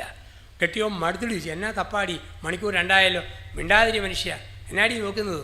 നല്ല ചുമന്ന പച്ചസാരി ഉണ്ടോയെന്ന് ഞാൻ തപ്പുകയാണ്. അത് കിട്ടിയാലേ പോകും. കാരണം പെണ്ണുങ്ങളുടെ ഏറ്റവും വലിയ ബലഹീനത സാരിയാണ്, നമുക്കറിയാം. ക്ലാസ്സിൽ 10 പഠിക്കുന്ന കുട്ടി വീട്ടിൽ വന്ന് അപ്പനോട് പറഞ്ഞു, എൻ്റെ അപ്പ സ്കൂളിൽ ഒരു മാജിക്കുകാരൻ വന്നു, എന്തോ ഒരു മാജിക്ക. എന്നതാടാ കാണിച്ച്? 10 രൂപയുടെ നോട്ട് വായി വെച്ചിട്ട് തോരണം വലിച്ച് പുറത്തേക്ക് നീട്ടുന്നു. എന്തൊരു മാജിക്ക? അപ്പം പറഞ്ഞു, അതാണോ മാജിക്ക്? നിൻ്റെ അമ്മയുടെ മാജിക്കല്ലേ മാജിക്ക്. 1000-5 നോട്ട് കൊടുത്താൽ അവളത് സാരിയായിട്ട് വലിച്ച് നീട്ടി പുറത്തേക്ക് കൊണ്ടുവരും. പെണ്ണുങ്ങളുടെ ഏറ്റവും നല്ല ഡ്രസ്സ് സാരിയാണെന്ന് ലോകത്തെ പഠിപ്പിച്ചത് ഇന്ത്യൻ പെണ്ണുങ്ങളാണ്. അതും ഒരു പാട്ടിലൂടെ. ആ പാട്ടാണ് സാരി ജഹാം സേ അച്ഛാ. നമ്മളാണത് പഠിപ്പിക്കുക. ചെരുപ്പ് കടയിൽ ചെന്ന് പല മണിക്കൂറുകൾ തപ്പി നോക്കി, എല്ലാ ചെരുപ്പും നോക്കി. പാരകൾ, പാളകൾ, ലെതർ, ടയർ, റബ്ബർ, ഇവ, ഹവായ്, ലൂണാർ ഇതൊക്കെ കാണിച്ചിട്ടും അവർക്ക് ഇഷ്ടപ്പെട്ട ചെരുപ്പില്ല. അവസാനം മടുത്തവൾ ചോദിക്കുക, എടോ വേറെ നല്ല ജോഡി ചെരുപ്പ് വല്ലതും ഉണ്ടോ? അവൻ പറഞ്ഞു, പൊന്നു പെങ്ങളെ കാണിക്കാമെന്നൊക്കെ കാണിച്ചു, ഇനി 2 എണ്ണമുണ്ട്, അത് മേടിക്കുമെന്ന് തോന്നുന്നില്ല, എൻ്റെ കാലേ കിടക്കുന്നതാണ്, ബാക്കിയെല്ലാം ഞാൻ കാണിച്ചു. ഇപ്പം ഈ അതൃപ്തി കുടുംബത്തിൽ നരകമാക്കി മാറ്റാം. ഇപ്പോൾ തൃപ്തി വേണം, സന്തോഷം വേണം, ആനന്ദം വേണം സംസാരത്തിൽ, ബന്ധങ്ങളിൽ, നമ്മുടേതായ കമ്മ്യൂണിക്കേഷനിൽ. 7ാമത് കുടുംബത്തെ നരകമാക്കുന്ന ഘടകമാണ് വിവാഹത്തിന് ശേഷം ഭർത്താവിൻ്റെ കഴിഞ്ഞകാല ചരിത്രം ഭാര്യ ചോദിക്കുക, ഭാര്യയുടെ കഴിഞ്ഞകാല ചരിത്രം ഭർത്താവ് ചോദിക്കുക. അത് കുടുംബത്തെ നരകമാക്കും. വിവാഹത്തിന് മുമ്പ് ആവശ്യത്തിന് അന്വേഷിച്ചറിഞ്ഞോണം. വിവാഹത്തിന് ശേഷം കഴിഞ്ഞകാല ചരിത്രം കുത്തിപ്പൊക്കി ചോദിക്കരുത്. ഇന്നു മുതൽ മരണം വരെ എന്ന വീട്ടിൽ ഉണ്ടായ കാലം മുതലെന്നല്ല. കല്യാണം കഴിഞ്ഞ് ഒരു കുറ്റവും ഇല്ലാതെ ഭാര്യയെ നോക്കുക, ഒരു കുറവുമില്ലാതെ ഭർത്താവിനെ നോക്കുക. കഴിഞ്ഞ കാലങ്ങൾ കടന്നു പോകണം. പലപ്പോഴും സംഭവിക്കുന്നത് ആദ്യ രാത്രിയിൽ 2 പേരും കൂടി കൊച്ചു വർത്താനവും പറഞ്ഞ് കട്ടിലേലിരിക്കുമ്പം അവളോട് ചോദിക്കുക, എടി സത്യം പറ, എന്നെ തൊടുന്നതിന് മുമ്പ് വേറെ ഏതെങ്കിലും ആണുങ്ങളെ നീ തൊട്ടിട്ടുണ്ടോ, തട്ടിയിട്ടുണ്ടോ, മുട്ടിയിട്ടുണ്ടോ? അവൾ പറയും, ചേട്ടൻ പറയാമെങ്കിൽ ഞാൻ പറയാം. ഉടനെ അവൻ പറയും, അവൻ ഒരു സ്നേഹത്തോടെ പറയും, എടി അങ്ങനെയൊന്നുമില്ല, കൊച്ചു അടുവ് അത്രേ ഉള്ളൂ, അവൻ രക്ഷപ്പെടും. നീ പറയടി. അവൾ പറയും, അയ്യോ എൻ്റെ ചേട്ടാ, പുതുഞാറാഴ്ച വന്നപ്പം മലയാറ്റൂർമല കയറാൻ വേണ്ടി ഇടവകയിൽ 25 പേര് മിനി ബസ്സിൽ പോയി. മലയുടെ താഴ്വരയിൽ ചെന്ന് പൊന്നുംകുരിശ് മുത്തപ്പ പൊന്മല കയറ്റുമെന്നും പറഞ്ഞ് പിന്നെയും മല കയറുമ്പോൾ വല്ലാതെ ദാഹിച്ചു. കയ്യിൽ റോബസ്റ്റാപ്പഴത്തിൻ്റെ തൊലി പൊടിച്ചിട്ട് പഴം തിന്നു, തൊലി താഴെ ഇട്ടു. പിന്നെയും മുത്തപ്പാകുമ്പോൾ ചവിട്ടി കയറിയുമ്പം അറിയാതെ തൊലിയെ ചവിട്ടി ഞാൻ താഴെ വീണു. അങ്ങനെ വീഴാതിരിക്കാൻ അയൽവക്കത്തെ തോമസ് കുട്ടി എൻ്റെ അരയ്ക്ക് വീഴുന്നു വട്ടം കെട്ടിപ്പിടിച്ചു. ആ നിപ്പ് ഒരു 20 മിനിറ്റ് ഞങ്ങളാകെ നിന്ന് കാണും. അത് ഈ ഭൂമിയിലല്ല, മലയുടെ താഴെ തൊലിയുടെ മുകളിൽ 20 മിനിറ്റ്. ഇത്രയും പറഞ്ഞോ പെണ്ണുങ്ങളുടെ കഥ കഴിഞ്ഞു. കല്യാണം കഴിഞ്ഞ് 25 വർഷം കഴിയുമ്പോഴും അരിശമരുന്ന് കെട്ടിയ റെഡി, ഞാനൊന്നും മറന്നിട്ടില്ല, തോമസ് കുട്ടി മലയാറ്റൂർമല റോബസ്റ്റാത്തൊലി. അപ്പോൾ ഒരിക്കൽ വിവാഹം കഴിഞ്ഞതിന് ശേഷം കഴിഞ്ഞ കാല ചരിത്രം പറയേണ്ട കാര്യമില്ല. അന്വേഷിച്ചറിയുക, അതിനുശേഷം ബന്ധങ്ങളിലേക്ക് പ്രവേശിക്കുക. ഇതൊക്കെ നമ്മുടെ കുടുംബത്തെ നരകമാക്കി മാറ്റുമ്പോൾ ഒരു ചോദ്യം ചോദിച്ചുകൊണ്ട് ചിന്തകളെ നമുക്ക് അവസാനിപ്പിക്കാം. എന്തിനു വേണ്ടിയാണ് വിവാഹം എന്നൊരു ചോദ്യം. എന്തിനു വേണ്ടിയാണ് വിവാഹം, അല്ലെ എന്താണ് വിവാഹം? ഒരിക്കൽ പലരും ഒരുമിച്ച് കൂടിയ സദസ്സിൽ ചർച്ച വന്നു. എന്താണ് വിവാഹം, എന്തിനു വേണ്ടിയാണ് വിവാഹം? അപ്പോൾ ഒരു അഡ്വക്കേറ്റ് പറഞ്ഞു, നിയമസാധുതയുള്ള ഒരു ഉടമ്പടിയാണ് വിവാഹം. നിയമസാധുതയുള്ള ഒരു ഉടമ്പടിയാണ് വിവാഹം. ഒരു സീരിയൽ നടൻ പറഞ്ഞു, ഉല്ലാസങ്ങളുടെ കൊട്ടാരത്തിലെ സല്ലാപങ്ങളുടെ കണ്ടുമുട്ടലാണ് വിവാഹം. ഒരു കച്ചവടക്കാരൻ പറഞ്ഞു, ഇതൊരു ഊഹ കച്ചവടമാണ്, കിട്ടിയാൽ കിട്ടി പോയാൽ പോയി, ഒത്താലൊത്തു ഇല്ലേനില്ല, ഇതൊരു ഊഹ കച്ചവടമാണ്. ഒരു കൊച്ചു പറഞ്ഞു, മഴ വരുമ്പോൾ കെട്ടിപ്പിടിച്ച് കിടക്കാൻ വേണ്ടിയാണ് വിവാഹം. വേറൊരു പറഞ്ഞു, പിള്ളേരുണ്ടാകാൻ വേണ്ടിയ വിവാഹം. എന്തിനു വേണ്ടിയാ വിവാഹം? ചിലരൊക്കെ ധരിച്ചു വച്ചിരിക്കുന്നത് മക്കൾ ജനിക്കാൻ വേണ്ടി വിവാഹം ഇല്ല, അതിന് വെറും 2ാം സ്ഥാനമേ ഉള്ളൂ. അതാണ് നമ്മുടെ പുസ്തകത്തിൻ്റെ പേര്, അവർ ഒന്നാകുന്നു. അവർ ഒന്നിനെ ജനിപ്പിക്കാൻ വേണ്ടി നല്ല പേര്, അവർ ഒന്നാകുന്നു.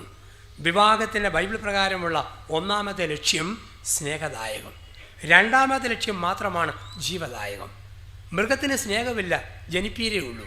മനുഷ്യന് ആദ്യം സ്നേഹം, ആ സ്നേഹത്തിൻ്റെ പുഷ്പിക്കലാണ് കുഞ്ഞുങ്ങളുടെ ജന്മം. അപ്പോൾ 1ാമത്തെ ലക്ഷ്യം സ്നേഹദായകം, 2ാമത്തെ ലക്ഷ്യം ജീവദായകം. മനഃപൂർവ്വം കുഞ്ഞുങ്ങളെ വേണ്ടാന്ന് വെക്കുന്നത് പാപമാണ്. അതേസമയം ദൈവം തന്നില്ലെങ്കിൽ തന്നില്ല. അടിസ്ഥാനം മക്കളല്ല, സ്നേഹമാണ്. അതുകൊണ്ടാണ് ഏത് ബൈബിളിലാണ് പറഞ്ഞിരിക്കുന്നത്, ആദത്തിന് മക്കളുണ്ടാകാൻ ഹവ്വായെ കൊടുത്തെന്ന് ഒരു ബൈബിളിലും പറഞ്ഞിട്ടില്ല. വേദപുസ്തകത്തിൽ പറഞ്ഞത് ആദത്തിന് ചേർന്ന ഇണയും തക്കതായ തുണയുമായിരിക്കുവാൻ ഹവ്വായെ നൽകി എന്നാണ്. അതുകൊണ്ടാണ് മക്കളില്ലാത്ത എത്രയോ ദമ്പതിമാർ സന്തോഷത്തോടെ ജീവിക്കുന്നു. കുറേ വർഷങ്ങൾക്ക് മുമ്പ് കുടമാളൂരിൽ 72കാരൻ കല്യാണം കഴിച്ചു. കല്യാണം കഴിച്ചത് 65കാരിയാണ്. ഞാനും പോയി അപൂർവ വിവാഹം കാണാൻ വേണ്ടി. നവവധുവിന് ഒരു കുഴപ്പമേ ഉള്ളൂ, മുൻവശത്ത് മുകൾ നിരയിൽ 6 പല്ലുകളില്ല. ഒരു പാളയം കോടമ്പടം വിളിച്ച് വായി വെച്ചാൽ നേരെ തൊണ്ണയെ ചെന്ന് മുട്ടും. ആ പരുവത്തിൽ നിൽക്കുക. എന്തിനാ 72കാരൻ 65കാരിയെ കെട്ടിയത്? മക്കളുണ്ടാകാൻ വേണ്ടിയല്ല. പ്രാർത്ഥിക്കുമ്പം മറുപടിയെല്ലാം കൂട്ട്, രാത്രി വർത്താനം പറയുമ്പോൾ മൂളി കേൾക്കാൻ ഒരാൾ. മക്കളില്ലാത്ത എത്രയോ ദമ്പതിമാർ സന്തോഷത്തോടെ ജീവിക്കുന്നു. ചില മക്കളുള്ള ചിലർ പറയും, എൻ്റെ കുട്ടിയേക്കാൾ ഭേദം പട്ടിയെ വളർത്തുമായിരുന്നു, അങ്ങനെ പറയുന്നവരെയും കേട്ടിട്ടുണ്ട്. അതുകൊണ്ടാണ് മോൻ അപ്പനോട് കളിക്കുമ്പോൾ അപ്പനോട് കയർക്കുമ്പോൾ അമ്മ പറയുന്നത്, എടാടാ അപ്പനോട് നീ കളിക്കേണ്ട കേട്ടോ, കാരണം ഇവൻ ഏതവിടെ പറയുക നാളെ ഓടുമെന്ന് അമ്മയ്ക്ക് ഉറപ്പില്ല. ഉറപ്പ് താലി കെട്ടിയ അപ്പനാണ്. മോൾ അമ്മയോട് വിളയുമ്പോൾ അപ്പം പറയും, എടീ അമ്മയോട് കളിക്കേണ്ട, കാരണം ഇവൾ ഏതവൻ്റെ പുറകെ ഓടുമെന്ന് അറിയത്തില്ല. ഉറപ്പ് സ്വന്തം ഭാര്യയാണ്. അതുകൊണ്ടാണ് സ്വന്തം മക്കളുടെ മുമ്പിൽ അപ്പനെ താഴ്ത്തി പറയുന്ന ഭാര്യ പദവിക്ക് അർഹതയുള്ളവളല്ല. സ്വന്തം കുഞ്ഞുങ്ങളുടെ മുമ്പാകെ അമ്മയെ താഴ്ത്തി പറയുന്ന ഭർത്തൃ പദവിക്ക് അർഹതയുള്ളവനല്ല. ഏതെങ്കിലും അമ്മ പറയുമോ, മോനെ അപ്പം പിശാചാടാ, മിനിയാൻ എനിക്കിട്ട് തല്ലി, ഇന്നലെ നിനക്കിട്ട് തല്ലി, ഇന്ന് പെങ്ങക്കിട്ട് തല്ലി, നാളെ നമുക്ക് അപ്പനെ കാച്ചണവിടാന്ന് ഒരമ്മയും പറയത്തില്ല. സഹിത്വമാ പ്രധാനം. ഈ ലോകത്തിലെ ഏറ്റവും വലിയ ദുരിതം ഭാര്യ ആദ്യം മരിച്ചിട്ട് കെട്ടിയവൻ കുറേ നാൾ കൂടെ ജീവിക്കുന്നതാണ്. ഈ ലോകത്തിലെ ഏറ്റവും വലിയ ഭാഗ്യം കെട്ടിയവൻ മരിച്ചതിന് ശേഷം ഭാര്യ ജീവിക്കുന്നതാണ്. കാരണം ഭാര്യ ഉള്ളപ്പം ചൊറിഞ്ഞ വർത്താനം പലതും കെട്ടിയവൻ പറയും, ഇല്ലാതാകട്ടെ വട്ടുപിടിക്കും. ഭാര്യയ്ക്ക് പകരം ഒരാളാകാൻ പറ്റുകയില്ല. അതേസമയത്ത് ഒരു സ്ത്രീയെ സംബന്ധിച്ച് കെട്ടിയവൻ മരിച്ചാലും പിന്നെയും പിടിച്ചു നിൽക്കാൻ പറ്റും. കുഞ്ഞുങ്ങൾ, പേരക്കുട്ടികൾ, ഉരുള കൊടുത്ത് കുളിപ്പിച്ച് തുടപ്പിച്ച് പിള്ളേരെ കളിപ്പിച്ചിരിക്കാൻ പറ്റും. അതുകൊണ്ട് ഏറ്റവും വലിയ ഭാഗ്യം ഭർത്താവ് ആദ്യം മരിക്കണം, ഭാര്യ രണ്ടാമത് മരിക്കണം. അതുകൊണ്ടാണ് ഇന്ന് ഈ സംഗമത്തിൻ്റെയൊക്കെ അവസാനത്തെ രാത്രിയിൽ ഭർത്താവിനെ സ്നേഹിക്കുന്ന ഓരോ ഭാര്യയും പ്രാർത്ഥിക്കേണ്ട പ്രാർത്ഥന അച്ഛൻ പഠിപ്പിക്കുകയാണ്. കെട്ടിവൻ കേക്ക് ഉറക്കെ പ്രാർത്ഥിച്ചേക്കരുത്. രാത്രി കിടക്കാൻ നേരത്ത് തുടയിൽ കരങ്ങൾ തുറന്നു വെച്ച് ഉള്ളിലേ പ്രാർത്ഥിക്കാവൂ. ഭാര്യ പ്രാർത്ഥിക്കുമ്പം കെട്ടിവൻ ചോദിക്കത്തടി, ജോസഫ് അച്ഛൻ പഠിപ്പിച്ച മറ്റേ പ്രാർത്ഥനയാണോ ഇത്? അങ്ങനെ ചോദിക്കരുത്. നിങ്ങൾ പ്രാർത്ഥിക്കേണ്ട പ്രാർത്ഥന ഇതാണ്: ദൈവമായ കർത്താവേ, ഞാൻ ജീവിച്ചിരിക്കെ എൻ്റെ ഭർത്താവിൻ്റെ ശവമടക്ക് കൂടാൻ എനിക്ക് ഭാഗ്യം തരണമേ. 3 സ്വർഗസ്നായ പിതാവേ ചൊല്ലി കാഴ്ചവെക്കണം. ഭർത്താവിനെ സ്നേഹിക്കുന്ന ഭാര്യയാണെങ്കിൽ, ഭർത്താവിനെ സ്നേഹിക്കാത്ത ഭാര്യയാണെങ്കിൽ ഇങ്ങനെ: ദൈവമേ, ഞാൻ മരിച്ചു കഴിഞ്ഞ് ഈ കാലമാടൻ കുത്തിയിരുന്ന് അനുഭവിക്കാൻ ഇടയാകണേ. അങ്ങനെയും ചെല്ലാം 3 സ്വർഗസ്നായ പിതാവേ. ദൈവം തന്ന ജീവിതം സ്നേഹദായകവും ജീവദായകവുമായി ജീവിച്ച് ഈ ഭൂമിയിൽ സ്വർഗം പണിയുവാൻ നമുക്ക് കഴിയട്ടെ. അനുഗ്രഹീതമായ കുടുംബജീവിതം വഴി ദൈവത്തെ മഹത്വപ്പെടുത്തുവാൻ നമുക്ക് ഭാഗ്യം ലഭിക്കട്ടെ. നല്ലവനായ കർത്താവിൻ്റെ സാന്നിധ്യവും അവിടുത്തെ ആശീർവാദവും നമുക്ക് ലഭിക്കട്ടെ. ആമേൻ.